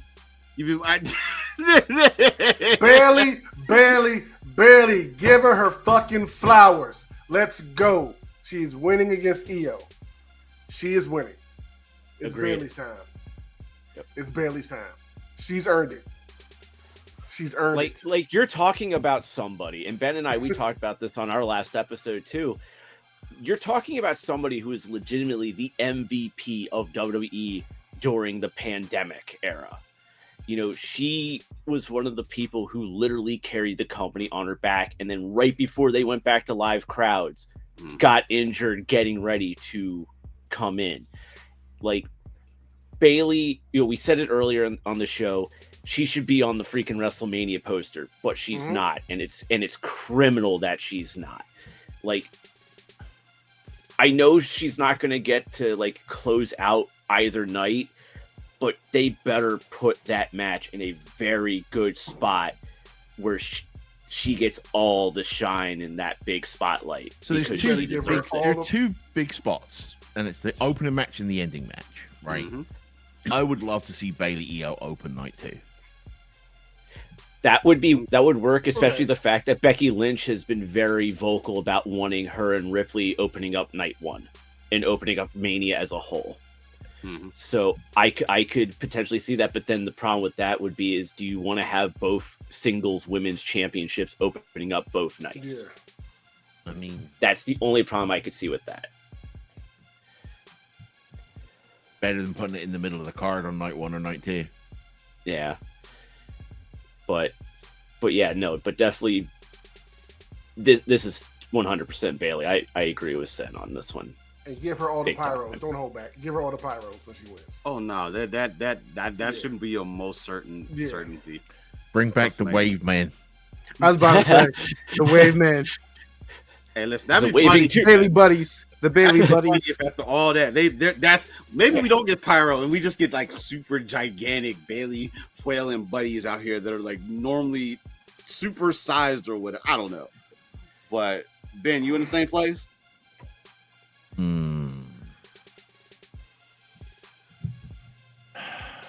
That's a devious. I'm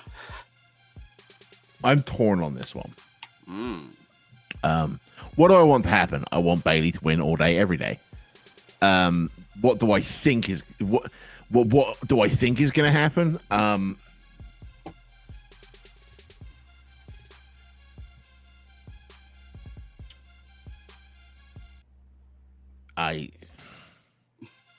just gonna go with Bailey. Charlotte music hits. She starts making her way down the ring. Shut up, Marcus. No, shut up. Shut up. Tall, lanky ass in the back and watch on the monitor. If Charlotte at any point in that match, I just want Rhea Ripley to show up and actually shoot her. Charlotte, you sit your ass back there with Andrade and just watch. No, sit your ass in the back and never come back. Ever. I hate Charlotte. I don't hate a lot of wrestlers. I hate Charlotte. I think I need to I think I need to take a picture down off my wall real quick and just hide that. I think the way that no matter whenever she shows up, she's automatically in a title match a week later is the weakest fucking shit. It's the worst thing they could possibly do for the women's division. And they do it over and over and over and over and broken fucking record over again. Fuck off! Yes. Yes. Oh my god. Love it. Oh my god. So no Charlotte is what we're saying here. No Charlotte. No Charlotte. No Charlotte. Not at all. Oh, but Ben, I'm going to put the picture back up because it's the last photo that you and I have with Mansa too. Yeah. So I gotta put it back up. So I'm sorry. So for the record, what I'm referencing to is Awesome Khan had Shinsuke Nakamura and Charlotte Flair. We did a group photo with them. So. That's the other reason. That's the other reason I don't like Charlotte. We went into that photo, and I'm walking in with my cane, and she reaches to shake my hand at my cane hand. And I'm like, think about this. Fuck? Take a second to think about this, Charlotte. Just give it a second. Give it a second. Yeah. Get dye your hair brown, install some AI. Like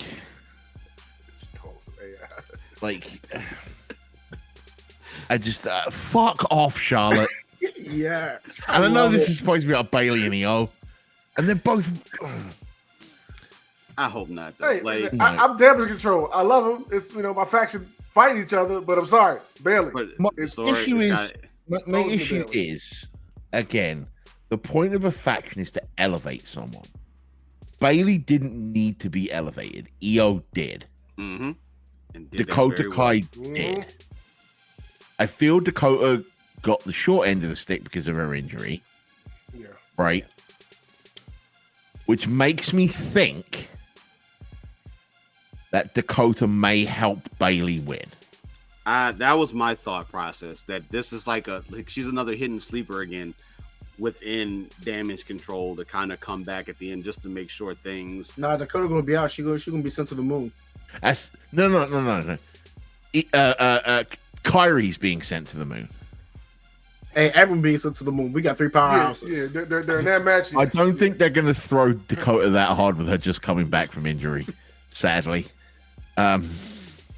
Also, it will make a very interesting little story if Dakota doesn't take that much damage and still fairly spry for night 2.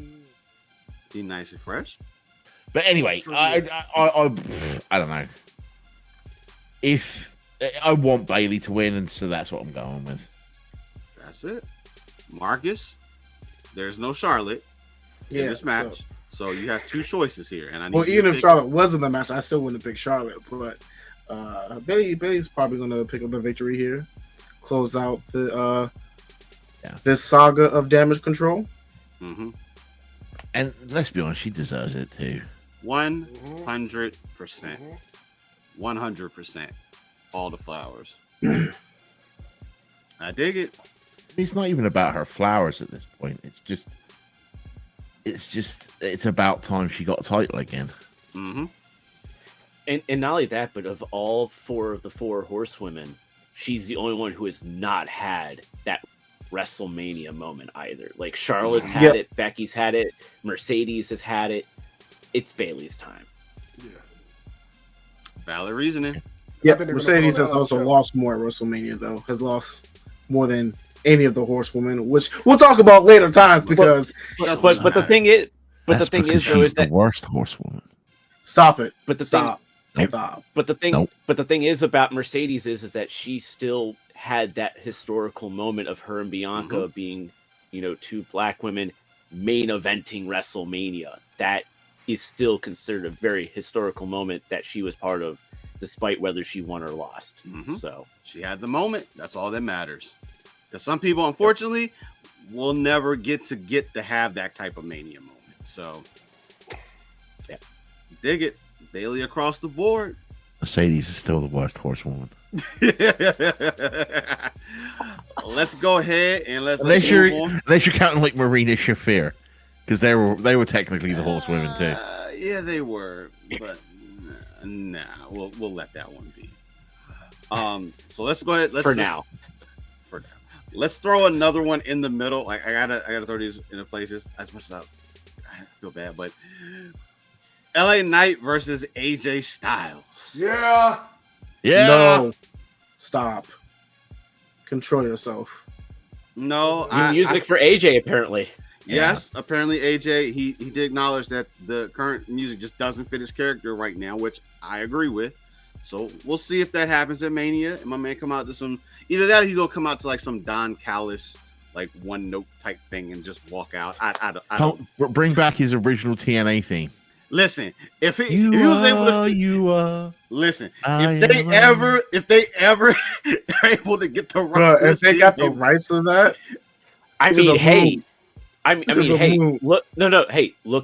look at Cody, look at Andrade, look at Jade. They're all using their AEW stuff. If they can do that, they can do that for AJ with his. And let's be honest, Cody's music wasn't his AEW music. That's his music. His music. Yeah. He paid for that to be. That's what he used on the indies. He paid for that to be made. Downstate. Yep. Yeah. But the point still stands. It's what he used as part of his presentation. That's what I'm getting at for that. Yeah. So, but still, Jade and Andrade, they have their AEW music with them. It can be, if that can happen for them, it can definitely happen for AJ to bring back his old TNA stuff. WWE's definitely has some partnerships. It won't with TNA, because TNA still uses AJ's theme in like memorabilia promos and stuff. So yeah, but I'm sure if WWE threw a money truck at them, they wouldn't say no. They would not say no at all, especially with the situation they're in.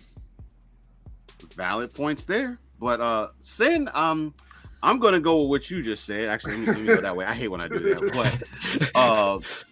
But LA Knight is where I'm at. Like, AJ's AJ. AJ's going to be fine, regardless of the outcome of where this match goes. I feel like Knight has been having a good streak of getting. He's over with people, which is great. But right now, he's kind of just floating along. So him winning this, I would like to see where they would work him in a little bit more. But I know we've had this conversation a few times where we're like, maybe he's not necessarily in that main event type picture yet. I don't need him, like, say if Cody, Roman, whoever wins, whatever. I don't need him going straight for that. He already had his interaction with Roman. Kind of cool, but he ended up losing, so it doesn't really make a difference. But Sin, I think you're on the LA Knight side. Knight, yeah. If they want to keep his momentum going, he needs to pick up a victory here. Marcus? Man, you already know I don't go against Bullet Club, so I'm going AJ. So I know you don't, but like I'm OC for life.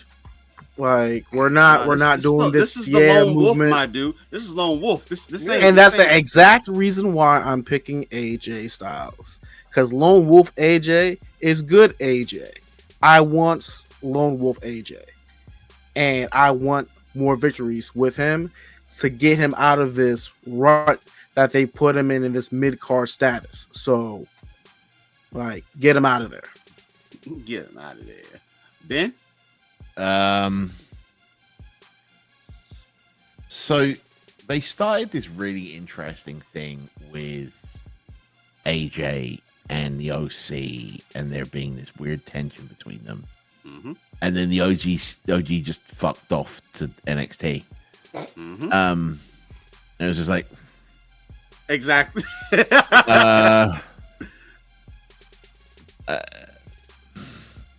I think LA Knight needs the win because I think they need to finish the story with AJ and OC before he moves on. Mm-hmm. So otherwise, it would just be another one of these things that they set up and they just let it be. Let it be. I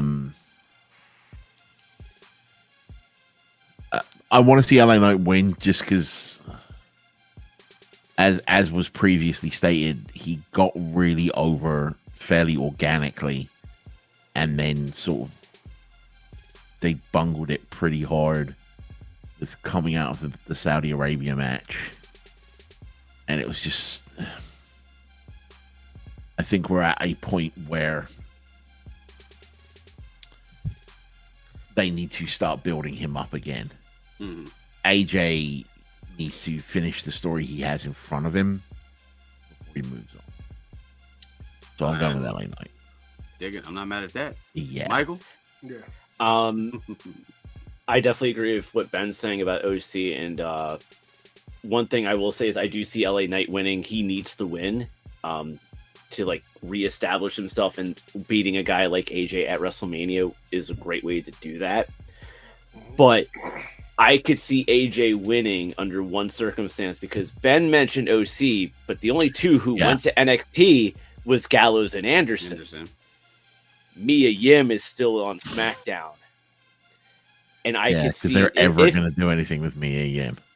Sadly.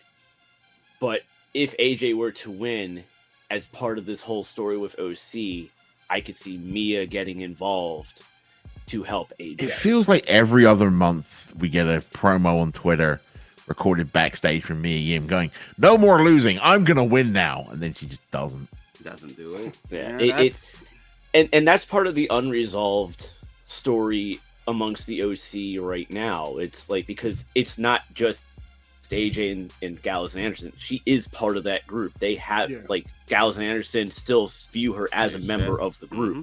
So like, that's why I say if it comes to Mania and AJ winning, it's because Mia helped him win. Yeah. Not necessarily Gallows and Anderson. That defeats the whole point of the Lone Wolf. Yeah.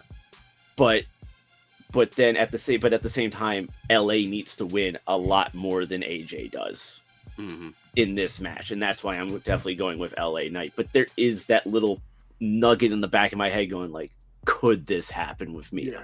Come on, be that quick distraction. It only takes a second, and she would definitely, she's done it in the past. That is definitely something she will do. Yeah. So cool. So outside of Marcus, everybody for LA Knight. Listen, Marcus, I don't go against Bullet Club as much either, but in this one, I have to do it. Sorry. No, because every time, look.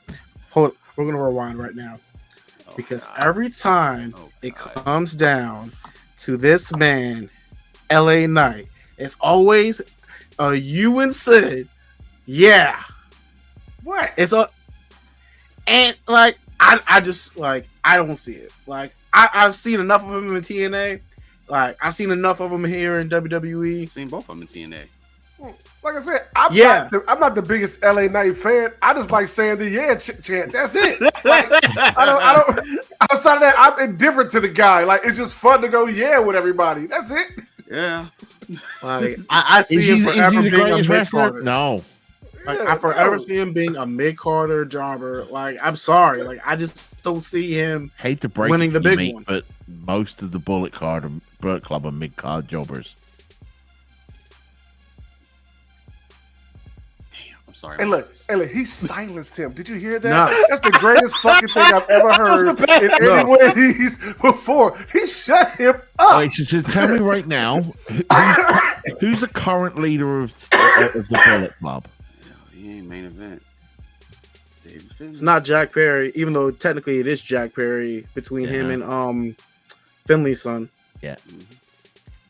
Finley, who recently was challenging for a mid-card title. Tell me, who was the previous who's leader of the Bullet Club? Jay White. Who is currently Jay White is different. Trios champion, which is a mid-card title. And listen, he going all the way back. I'm just saying, right my dude. I'm mad right now because you know what? These are all valid points. Hey, look, I got a front row seat. I'm just chilling here at this point. Like, hey, listen, Marcus, I'm sorry, I can't even argue with him on this right now. He can go. He can keep going. The only two leaders of the Bullet Club that couldn't be considered mid-card right now are both injured. Kenny Omega and Adam Cole.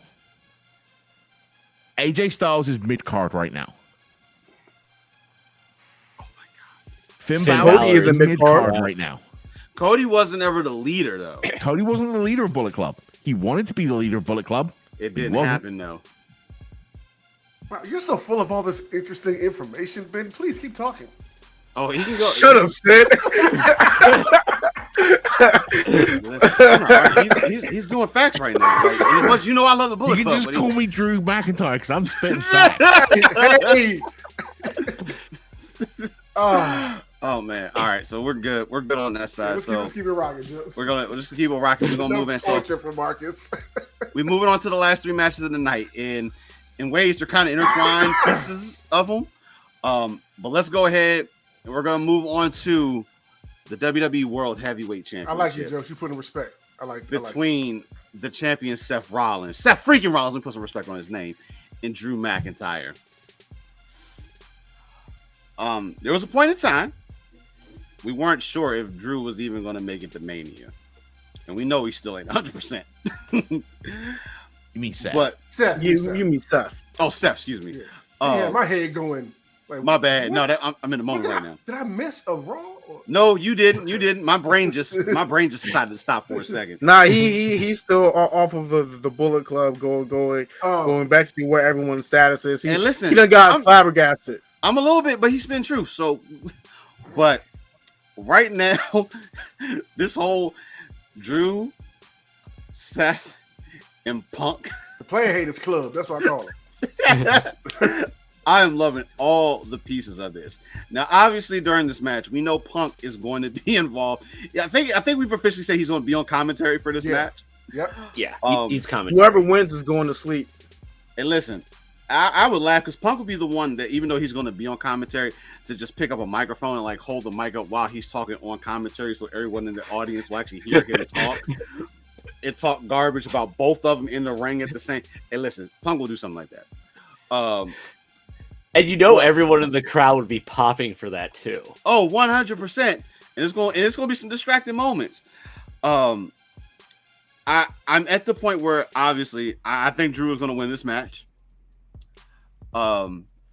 Obviously Drew has been keeping this whole Punk scenario going ever since Punk got hurt and got out, which clearly we knew that at some point, whether Drew was going to win or not, the two of them are going to come face to face once Punk is healed up and back in.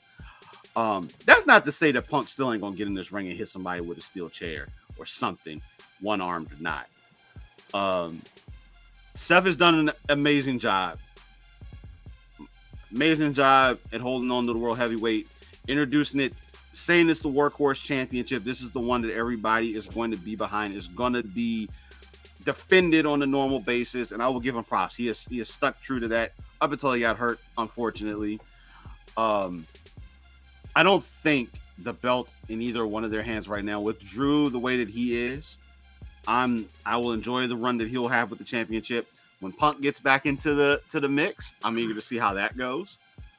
But just because of how the Bloodline story is going to go, I don't know if it's going to be that Drew is going to, that did it again, that Seth is going to end up coming into this match not at 100%, or mentally he's just not going to be in the right place in this match.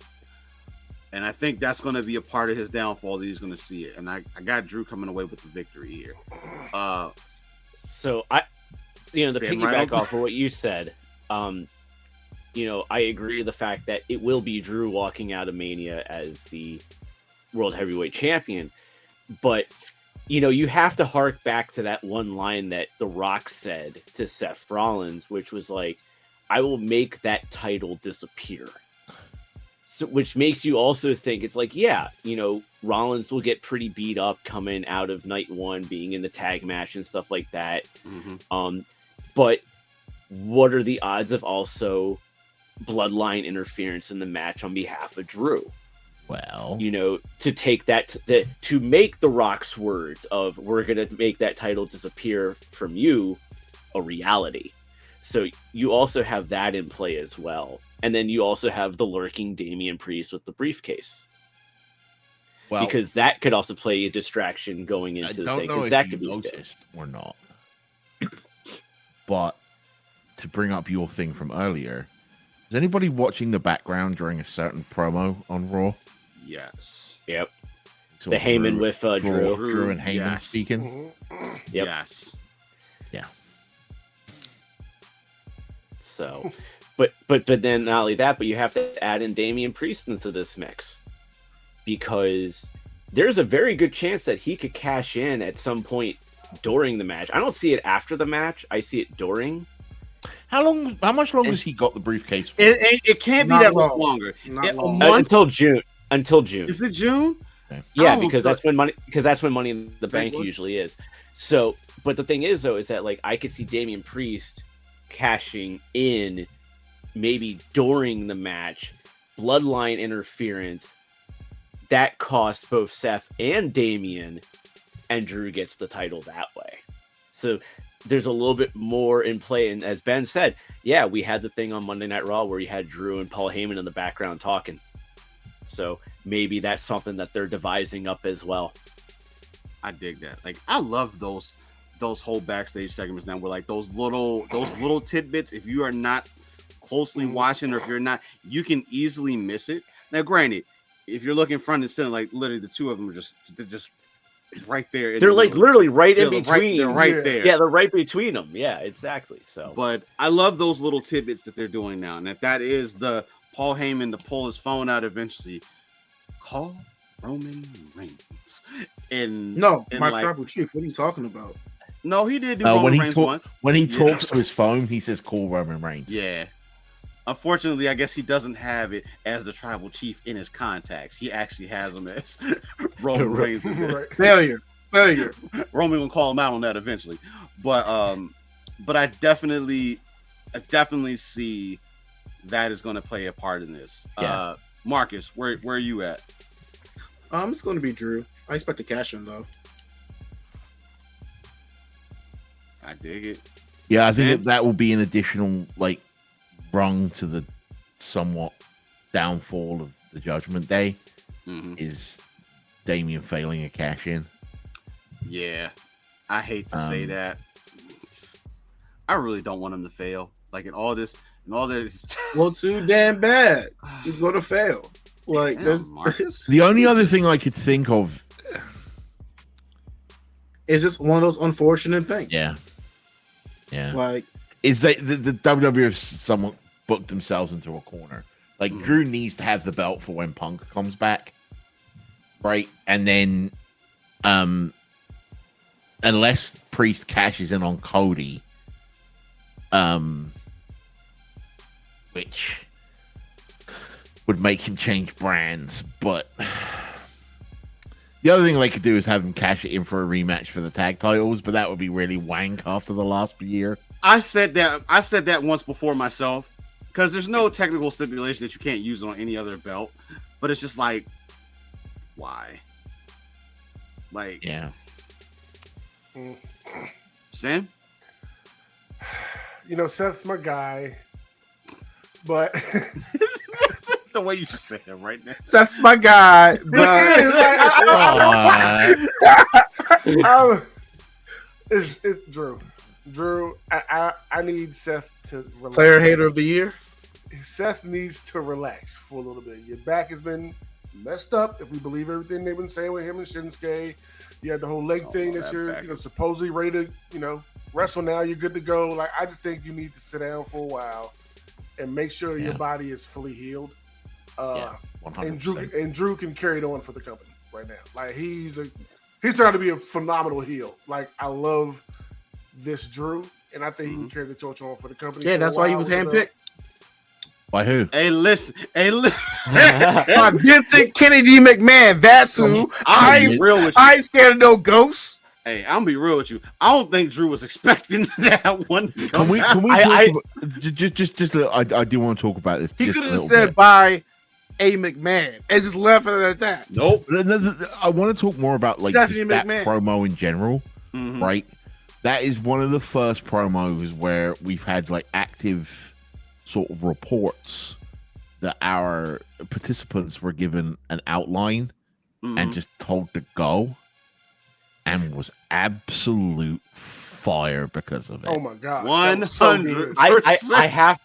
I have to say there was like a Facebook reel that I saw, and it was when Drew said the lines like, "I'm the chosen one," and then Punk says, "Who said it?" And it literally just stops on the face of Drew, and the look on his face, and goes, "This is the moment he knew he fucked up." This is the moment he knew he fucked up. I was at that point. I was just like, "Oh, this segment's over." That was the nail in the coffin. My favorite part of that entire segment is when Seth Rollins' music starts to play.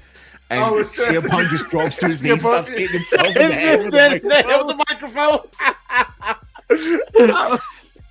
Like, oh my god! Oh, that was so great. That was so genuine, so good. And it's just, and it's like the thing, like Ben said, like the reports came out, and we found out that they were just given an outline and just said, "Wing it, go for it," and they did. That was, and it just felt so organic too, and that's 100%. That's what made it so great. More of that, please. To bring us kicking and screaming back to the predictions. I held up my thing earlier. It said Drew. As I said, I think Seth's eating the pin in the tag match. I think he might get hurt in the tag match because it will only reinforce Drew's sort of like, "I told you so. I was right," kind of thing. I don't think it will be a one-sided squash match. I think Seth will do his best to make it competitive, but I think Drew will still win. I agree.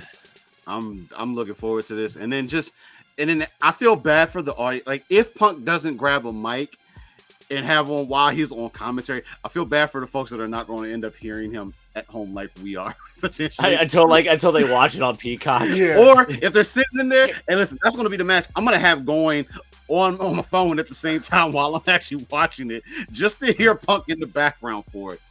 But definitely the setup, obviously Drew wins. Seth is able to take some time off.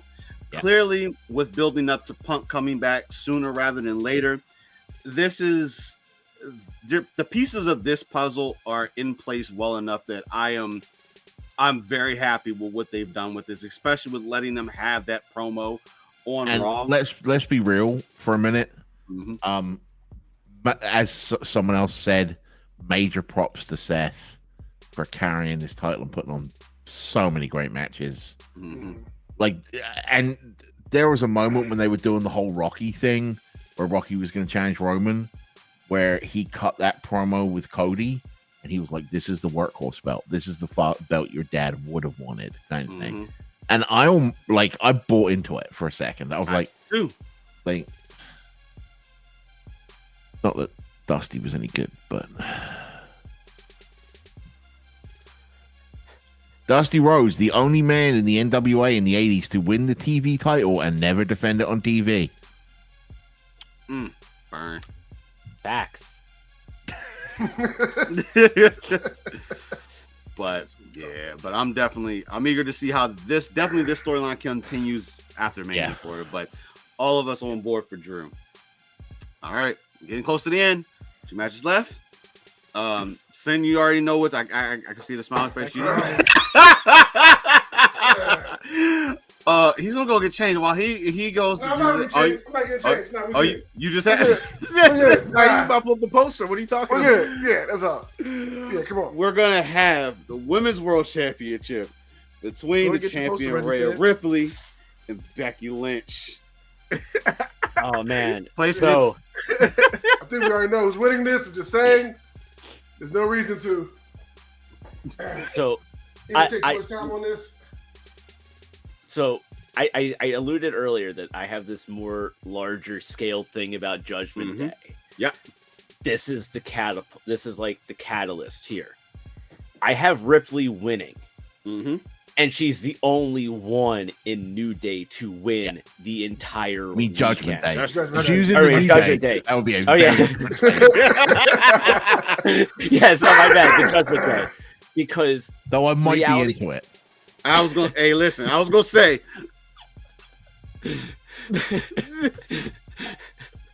in the role of Big E Langston, Rhea Ripley. But for Judgment Day, I see Becky and Rhea opening up night one because obviously Becky's been very open about it. Also, Becky has openly come out and said she only has 2 months left on her contract. Now, granted, between now and but granted, even if she does take time off between now and then, she could still re-sign with the company, which is a very good possibility. But still, knowing that knowledge is out there, putting the title on Becky at this point is a little bit too riskier to do. Yeah. But then when you look at it, as we were talking about, like the foundation is kind of crumbling around like Judgment Day, Bloodline, stuff like that. Ripley getting the win will start things off strong for the Judgment Day at WrestleMania. But then you have Damian and Finn losing the tag titles to most likely Awesome Truth. You have the prospect of Dominic losing in the tag match to his father and Dragon Lee. And then later on, depending on whichever match you have it happen, Damian Priest failing to cash in. It's just going to be like rip because we know that Damian is trying to take over as the leader. Damian has been trying to take over as leader as the group, but reality is it's truly Ripley. And so this is going to set a lot of those things in motion of, because they've been talking for so long and they just need the shit or get off the pot on Damian being out of the group or not and stuff like that. And I think this is where this catalyst is finally going to hit, and it's going to start with Ripley winning and then everyone else losing. Not mad and at the that. fail and the fail cash in by Damian as well. I'm not mad at that. You bring up. I thought of something funny that would happen. Let's say obviously Rhea, the only one of the Judgment Day to win. Awesome Truth obviously wins the tag team championship. This dude R-Truth is going to be like, now see, had I been in the Judgment Day, y'all would have another victory in your car. I can see something like that. Something stupid, but no, I'm Mommy, the only other member of Judgment Day that won is me. That could be a funny moment that would happen, but no, I could definitely see the pieces of the puzzle, because obviously the foundation is cracked, and because you also have the whole thing like. You've seen it on Raw where you see in the background Andrade talking to Dominic. So like what's going on with those two? It's like there's other splinters going on within the group as well. So it's going to be interesting to watch. But my pick is Ripley winning, retaining over Becky. So no point in asking you. We know who you are. Ben, what about you? So I talked about this at WrestleMania. I think Rhea's winning. Becky is the only member of the Horsewomen she hasn't beaten yet. And at that point, she is the Apocalypse. She's beaten all 4 Horsewomen of the Apocalypse. It fits with her whole Eradicator gimmick. I love that.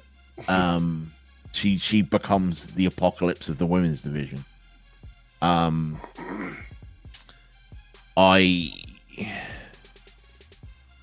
very much I think we're all pretty much on the same bandwagon with Mike, where it's like, yeah, the rest of Judgment Day aren't going to have a great weekend.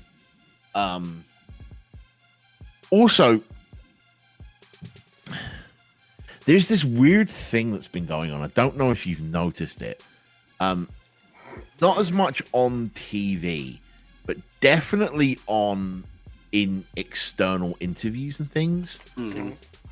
Becky's very much coming across as the heel.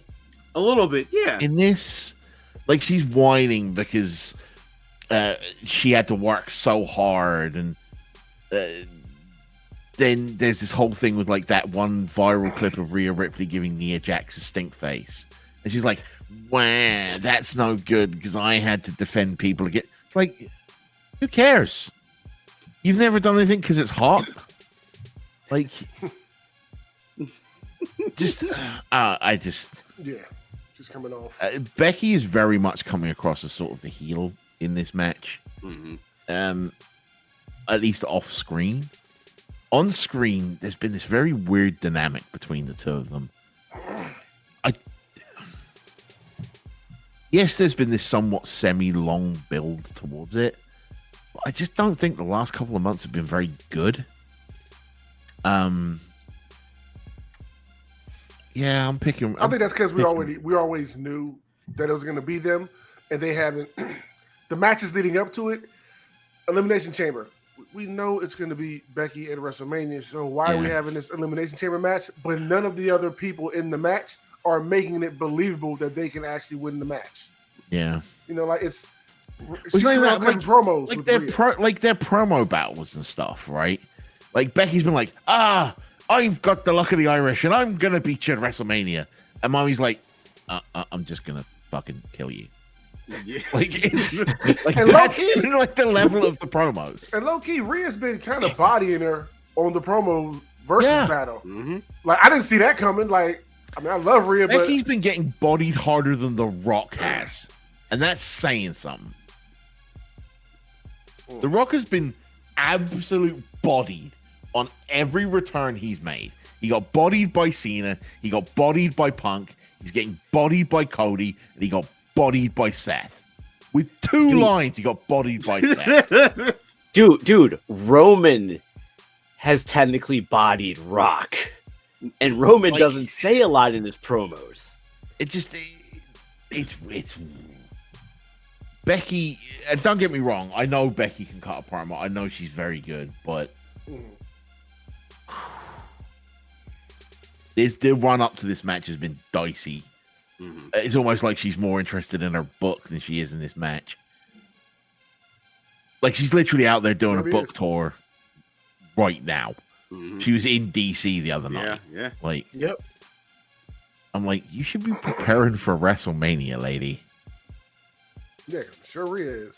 That's a contract. That's a book contract deal. Like, hey, your book goes public, and it gains. Then you say, hey, could you wait to release it for like a week until after WrestleMania? I had this thing, this little tiny thing called WrestleMania. I gotta do. I gotta take care of in between there.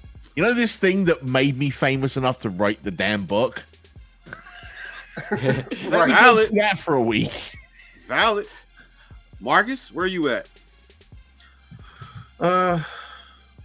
It's definitely not with Becky Lynch. I can tell you that. Well, that makes an easy choice then. Yeah, I mean, there's only one other choice, so I'm just gonna go Charlotte with that other choice. Yeah, because we're talking WrestleMania, I will say the one thing I said during you guys' panel at WrestleMania that I can see in a world where Liv causes Rhea to lose by interference to do her revenge tour that hasn't even really started yet, that she keeps claiming she's coming for Rhea against. I can see her screwing her out the title here, and that's the way that Rhea would lose. She's gonna die afterwards. That's right. Rhea's not losing the belt. No. That's what I'm saying. Yeah, no. If anything with Liv starts up, they're gonna have to do it on the Raw after Mania. Yeah, like that, because and I remember when you brought that up at the panel at AwesomeCon, is that, you know, if Liv does that, she is going to be on Dominic Mysterio level style nuclear heat if she does that, and she's a face. And there's no way they're going to let that happen at Mania, where if Ripley is still champion come Monday Night Raw, and then you really kickstart the whole Liv revenge tour, Yeah. then it would make a lot more sense to do it there. Cool. I dig it. See, I've actually had about a month and a half now to actually think about that. You know, It took you a month and a half to come up with that. no. Remember, I had the part about the nuclear heat part at AwesomeCon, but I've had So it took you a month and a half to come up with. Let's do it after Mania. Yes. When that's literally what I said on the panel. I don't remember what we talked about on the panel anymore. I just remember the question. Yes. It's like they're us. But, you know. We should do this more often. I'm 100% down to do this more. Oh my gosh. It's like they're I'm us. real used to educating people on how much of jobbers Bullet Club are. Oh, the bird. Well, nope, that's not gonna get let go. Oh no. That's Oh, my never gosh. getting let go. You see? You see? But So we're unanimous that it's Rhea. Just want to get that on the record. 100% unanimous on. Okay, on just we're right there. All right, put it right back. All right. All right, we've pretty much we've come to the end, so we only got one more match, which I think we've talked about this match indirectly almost the whole entire time that we've been going through this. But that is for Spartacus. the undisputed WWE Universal Championship He said Spartacus. between the Tribal Chief Roman Reigns and the American Nightmare Cody Rhodes. Dude, this is like, you know, I jokingly said Spartacus, but like it's gonna be like a Captain America Homelander Spartacus like moment. Hey, Cody said it. Cody Rhodes. Hey, Cody said it. You know, Go Homelander out here. Y'all the woman go Homelander. yeah, like because like let's be honest, it's like Spartacus was the leader of the slave rebellion for ancient Rome. You know, Captain America is like that's the leader of the Avengers. You know, Ben alluded to it much earlier in this podcast when we talked about the tag team match. Mhm. There's gonna be like this Avengers assemble on your left moment, and Cody is going to be that one leading this army to war against the Bloodline to take the WWE title off of, or the Universal Championship off of Roman I think Reigns. it will be very much like the exact like end of Oh yeah, Endgame, where Cody's standing alone against the masses, and then one by one, people show up. People that show up. Mm-hmm. yeah. You'll Now, literally here's- be able to put the Avengers theme over it, and it will play the exact. I'll do it. And listen, the moment the match is over, I will pull the foot. I will do it. Hey, the only way that works is if the entire locker room just comes out and surrounds the ring. It was just like, yeah. It won't be enough, but there's enough people that the Bloodline have interfered in certain aspects. yeah. There's enough of them that can Oh, pull yeah. together and do it in a heartbeat. But And here's I the will be one very thing I want to surprised if see. there isn't like a surprise to neutralize the Rock, if it's like an Austin or a. And I don't want it to happen, but I think don't it either. will be. But one thing that I want to see when this moment happens, they all just can't come from the stage. You Come out have of to the have them, crowd and- they have to come out at different parts of the crowd. Maybe have that ultimate one, whether it be Stone Cold Steve Austin, which makes gonna be a tripped. lot of well, It's gonna which be tripped. no, hold on. It makes a lot of sense because, like Ben and I said early in the thing when we talked about our podcast, we just did WrestleMania 15, which was in Philadelphia, which was main evented by Stone Cold Steve Austin and The Rock. So there is history right there in Philadelphia at WrestleMania for it to be Austin. But one thing that would be nice would to see Hunter be the one to do it. Whoever it is would be the only one that should have the music hit and come down the ramp. I don't see it being Hunter because of the heart stuff, but Easy Austin distraction. Now you know what? I Yeah. would say the 100, like you said, if his music hits and he just walks out, and obviously the Rock will take focus off. It only is going to take the couple of seconds. Yeah. And listen, Trips can come out in gear. just for the sake of looking like that he's ready to go, but that distraction alone is more than enough. And then in the after show, he'll just be like, "Did y'all really think that I was going to come down there and get in the ring?" Could you imagine? Yeah, exactly. Yeah, I'm the cerebral assassin. Could you imagine Hunter in the WrestleMania Night 2 press conference, like the post-show press conference? Can you imagine in his wrestling gear, putting the glass? He's not going to be in like wrestling gear. He's going to be in that like leather jacket with the jean jacket over the top. Yeah. Like, but he's going to be dressed still, for a fight. But still, could you imagine, like, because Jokes brought up the fact, like, oh, he shows up in his ring gear, the post show press conference, he's in his wrestling gear, he puts the glasses on to read the notes. That would be so hilarious. It would like be. hands taped up and everything. That would be great. That'd be priceless. Yeah, the gate for tonight was well over 100 and some odd thousand for the 2 nights.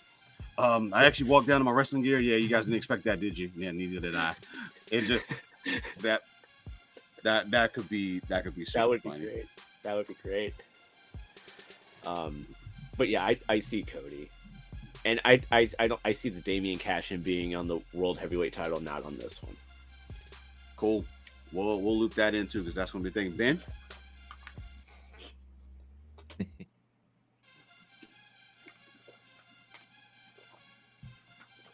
Whoa! No, I'm kidding.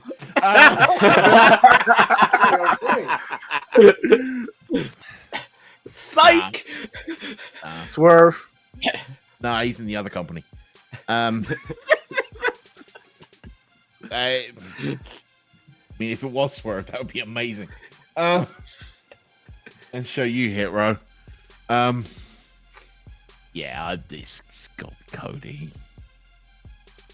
I mean, if it's not Cody, Philadelphia's gonna burn to the ground. I think everyone is dead. Dog, Philly is going to implode. Yeah. Bad enough at Eagles games. You want to see Cody? No. Marcus? See the boot Santa Claus. I mean, really? I mean, you're really asking me who I think is going to win? Yes, that's like asking me, you know, because I have to do this regardless. Listen. As a fellow moderator and stuff like that, Jokes has a job he's got to do that I completely understand. Okay. Hey, Sin, we hear that on a weekly basis, right? It is Cody. As much as I knew, I was just gonna make sure. Because listen, you do some left field shit, so I just have to make sure on that one. Sin. This dude needs to finish this story. Yeah. So it has to be Cody. We need to finish this freaking story. Yeah. Get this arc out the way.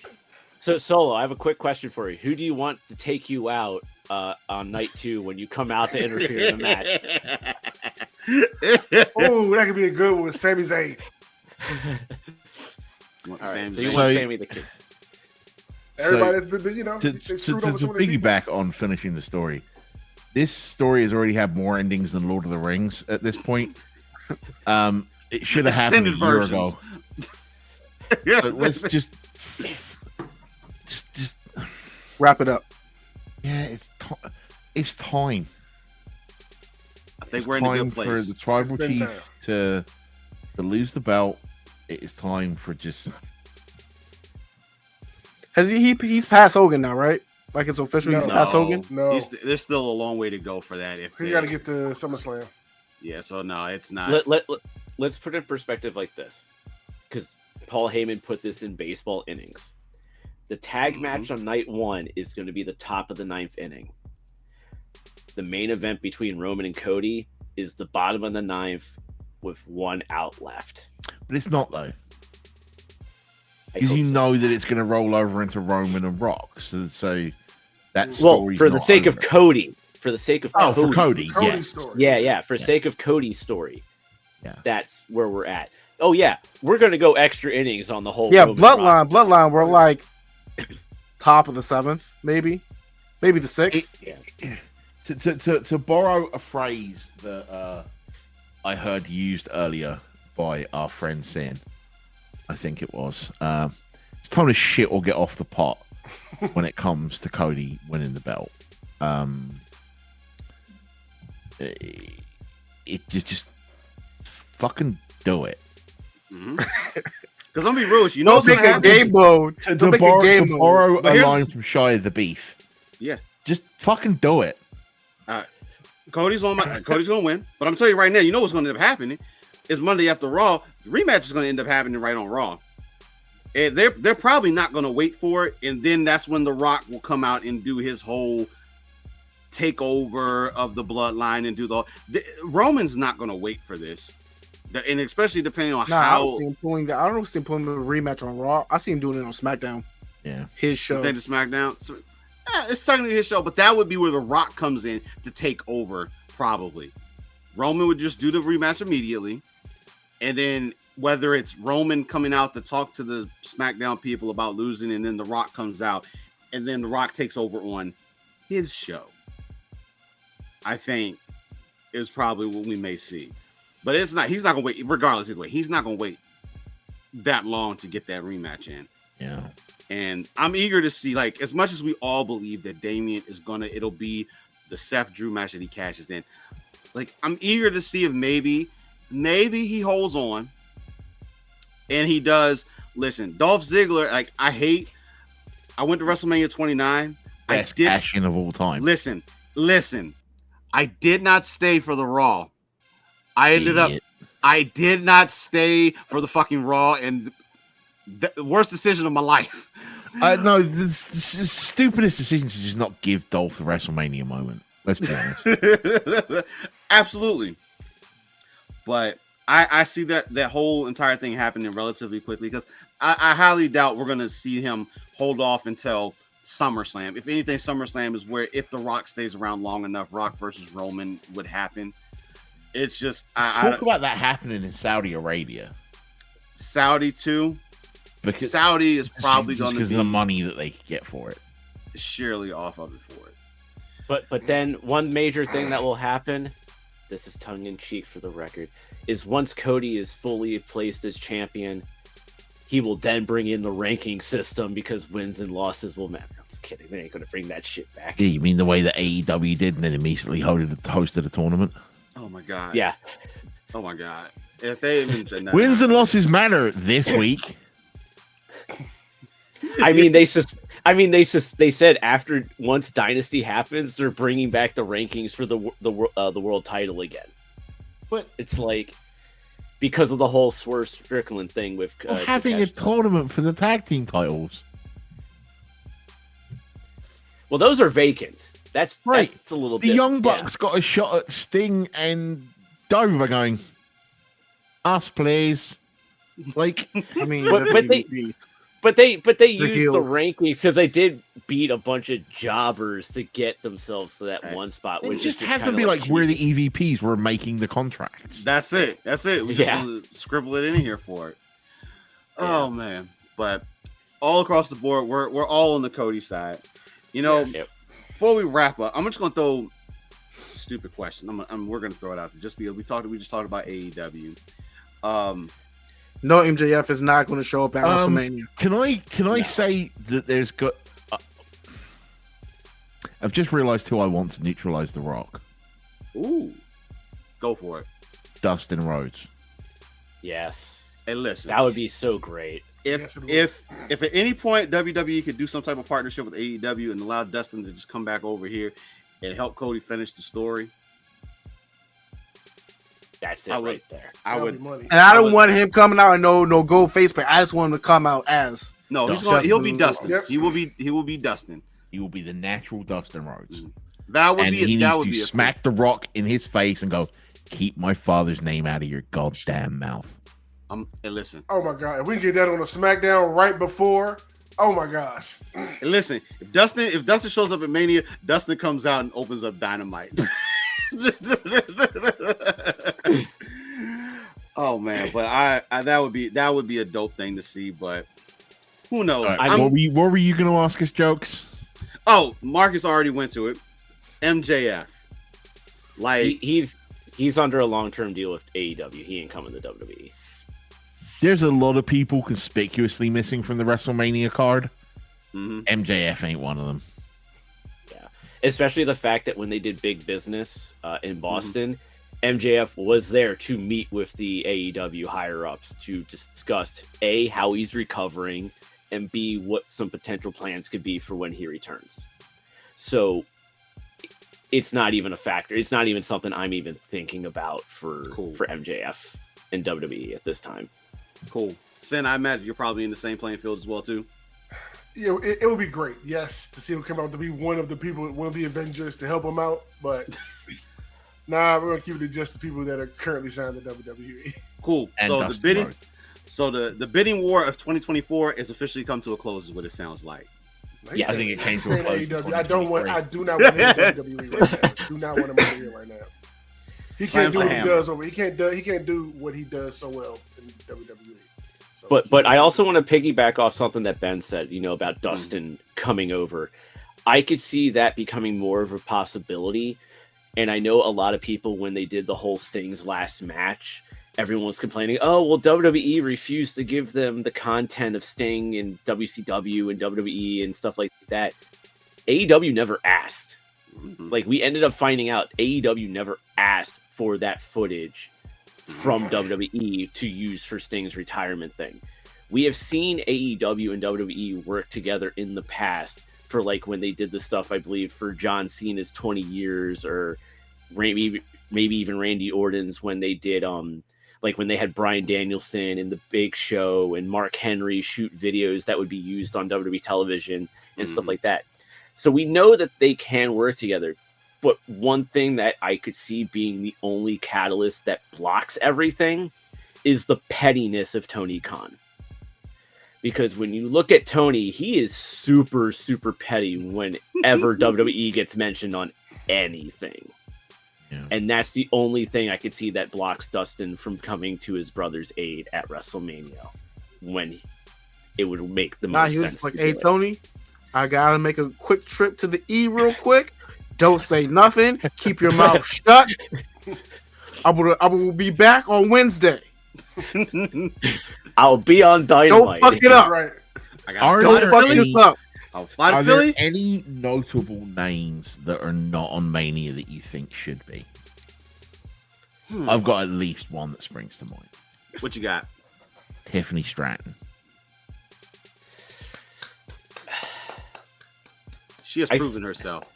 She has proven herself, but I feel that this isn't the year.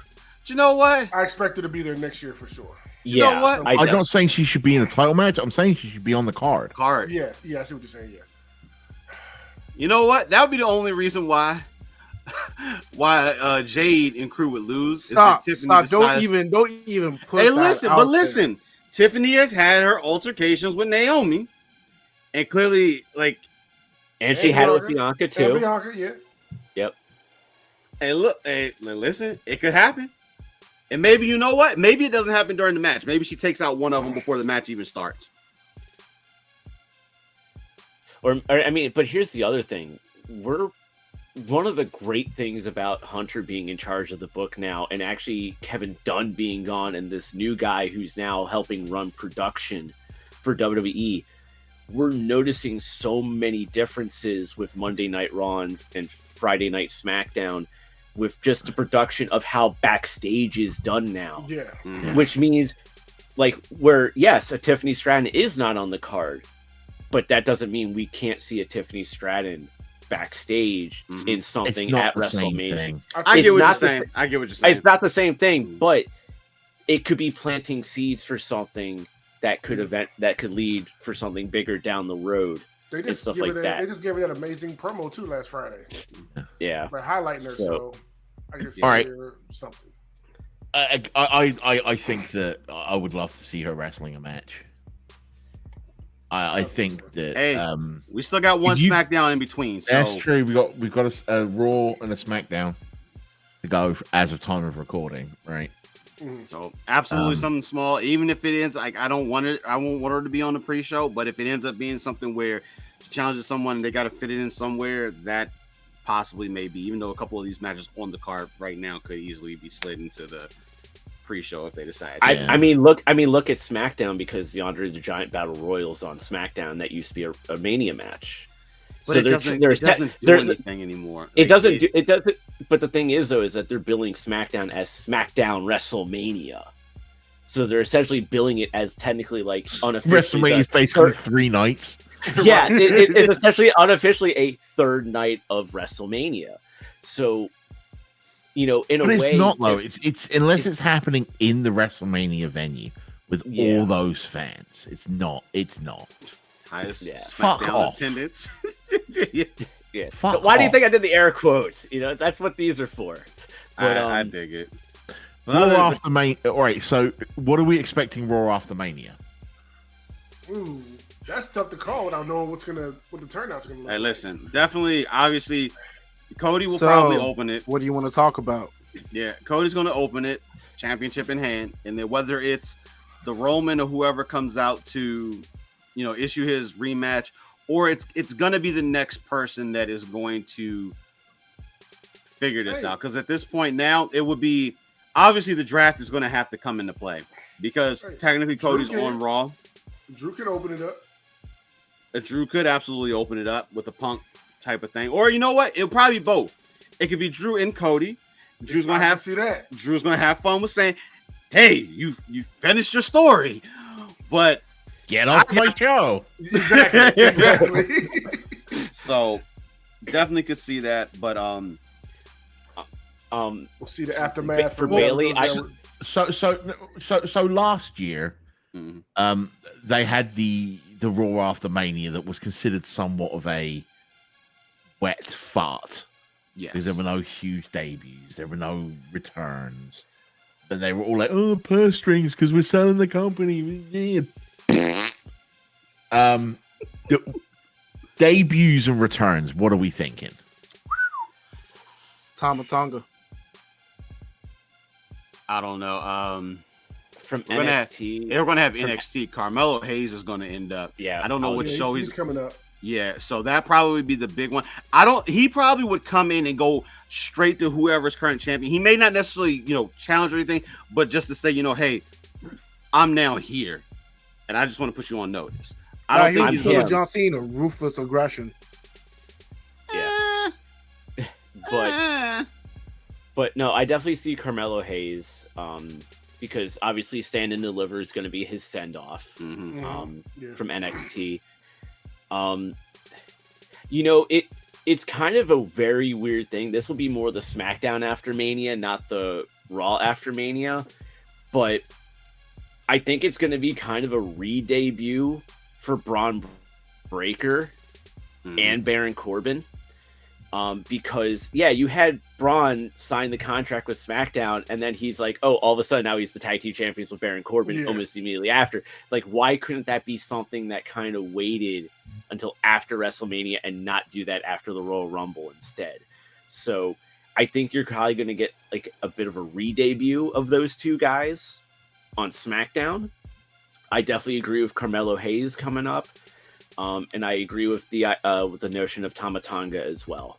Unless they decide to put him in NXT first before bringing him up to the main roster, which I don't see a reason why he needs to go to NXT in that case. Unless they want to put him with the Good Brothers right away, who are in NXT.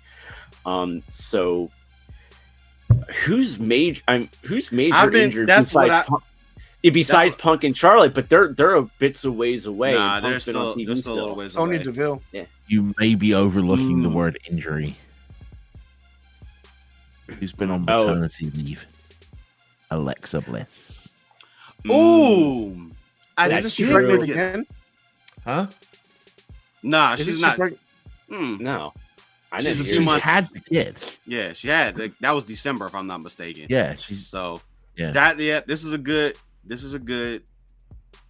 Yeah. If you bring Alexa Bliss back and put her into like a program with Bailey, or like you can start there's always this weird thing that they're trying to do with Bo Dallas, right? I don't know. He could show up. I don't know, like with the whole, the Bray Wyatt thing thing comes out on Peacock on the 1st. Yeah. I don't know if he's if they're gonna have him do anything per se, but I mean, let's see what comes out of that documentary, or what's in the documentary first, because, like, as we've noticed with certain things, like when The Rock was doing Young Rock, he was planting nuggets in the show for stuff that would eventually come into WWE, which we're kind of seeing now a little bit.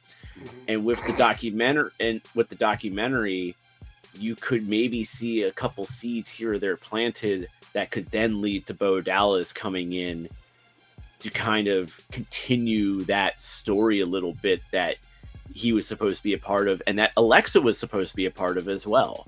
Mm-hmm. So you have some interesting dynamics, and actually 2 other names. Marcus, you mentioned Sonya Deville. Yeah, she's getting ready for a return, so that would be a big return for the women's division. And another one, and this is more education-based, Nikki Cross has not been seen in a while, and that a post-WrestleMania return for her would be huge as well. Yeah, she's just been randomly showing up in places and being in the background or being outside the arena, like it's raining or snowing or something. So she could work her way back in possibly. But I'm eager to see, because like other than that, there's no one else that's really like majorly out there.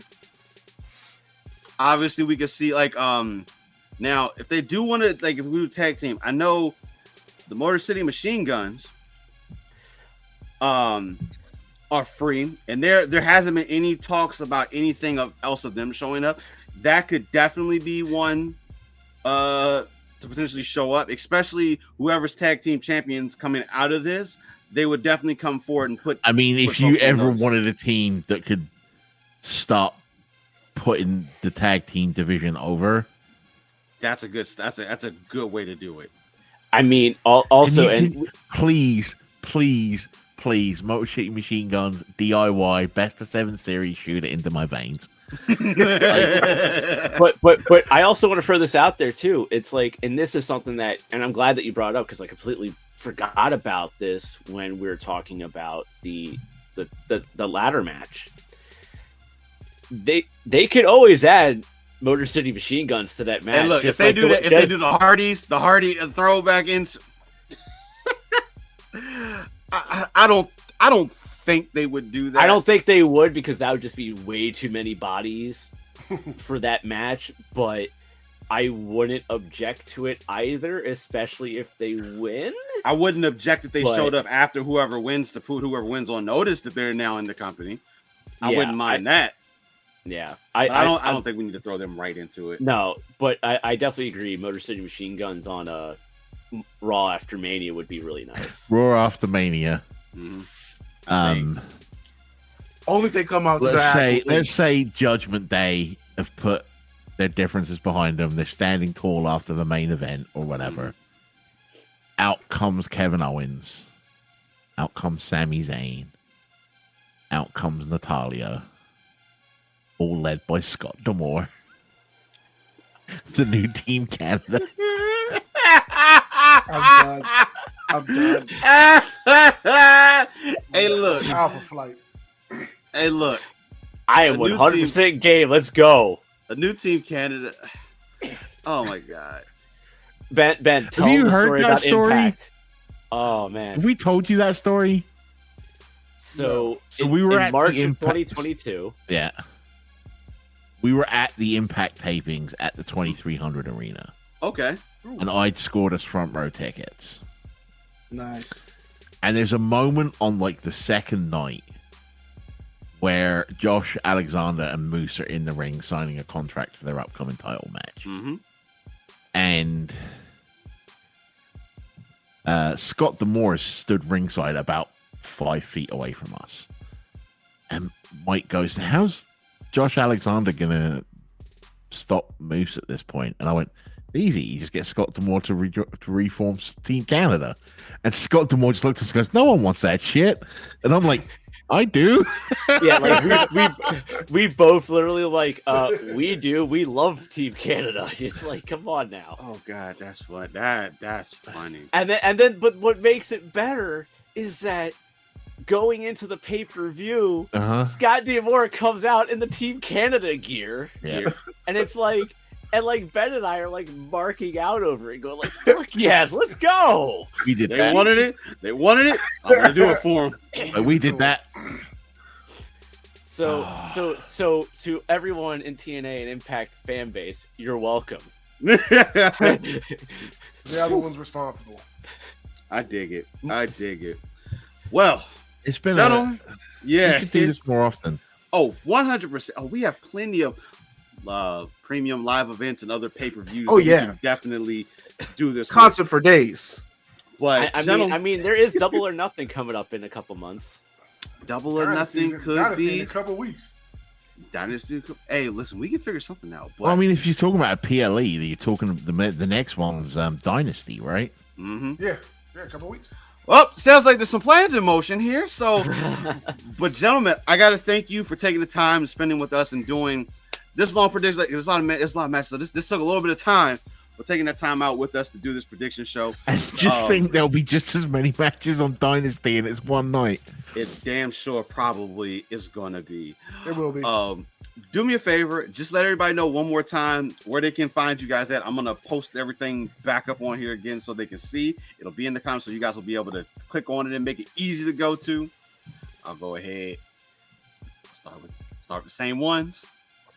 Yeah, Ben, most online I'm known as Bob the Ninja Goldfish. So Bob T Goldfish on X, Twitter, whatever you call it. And you can find me doing the video game thing over at twitch.tv/321_TV every Thursday and alternating Sundays and Tuesdays. And if you seek to contact me anywhere else, don't, because that's where my private stuff happens. Oh yeah, switch it up. And ladies and gentlemen, you can find me on Twitter at the Lindenbaum75, on Twitch at twitch.tv/themichaelx75. You can do the switch over real quick. Oh yeah. And of course, everything. Oh wait, I thought it was going to be Facebook. But anyways, also everything on Facebook at facebook.com/x75productions. That one right there. And then, of course, you can find everything for Awesome Mania at the link that you just saw that said txhdhockey.com. That is actually my website, but everything that we do for not just Awesome Mania, but also Voices from the Grid, which is the Power Rangers podcast Ben and I do with Sasha and Brian, is also up there on the website. So yeah. Hey Ben, I got a question for you. Right. Do we want to do a little Awesome Mania outro before they do their outro? Sure, why not? All right. So Ben, as always, my good friend, take us away. It has been an absolute honor to be here on Loading Snacks. I get the feeling it might not be the last time. It's been absolutely fun to shoot on the Bullet Club. So myself and Michael would like to leave you, as we always do, by saying, guys, gals, non-binary pals, and all those beyond that spectrum, the words of the 16th President of the United States, Abraham Lincoln: be excellent to each other. Party on, my friends. I dig it. And until next time, we will see you ringside. I dig it. And I'm going to close it out. For the homie Sin, for the homie Marcus, this has been Jokes. This has been your prediction show for WrestleMania 40. Almost as long as night one. Hey, listen. Let us know in the comments. What do you think of our predictions? Do you agree with them? Do you not agree with them? But we want to know what you think overall. Marcus, I apprehensively are going to do this, but do me a favor. Tell the people what they want to hear. Just because your back is against the ropes doesn't mean you can't move forward. And with that, bang. We'll catch you later. Shooting blanks. Loading snacks. Ow, ow.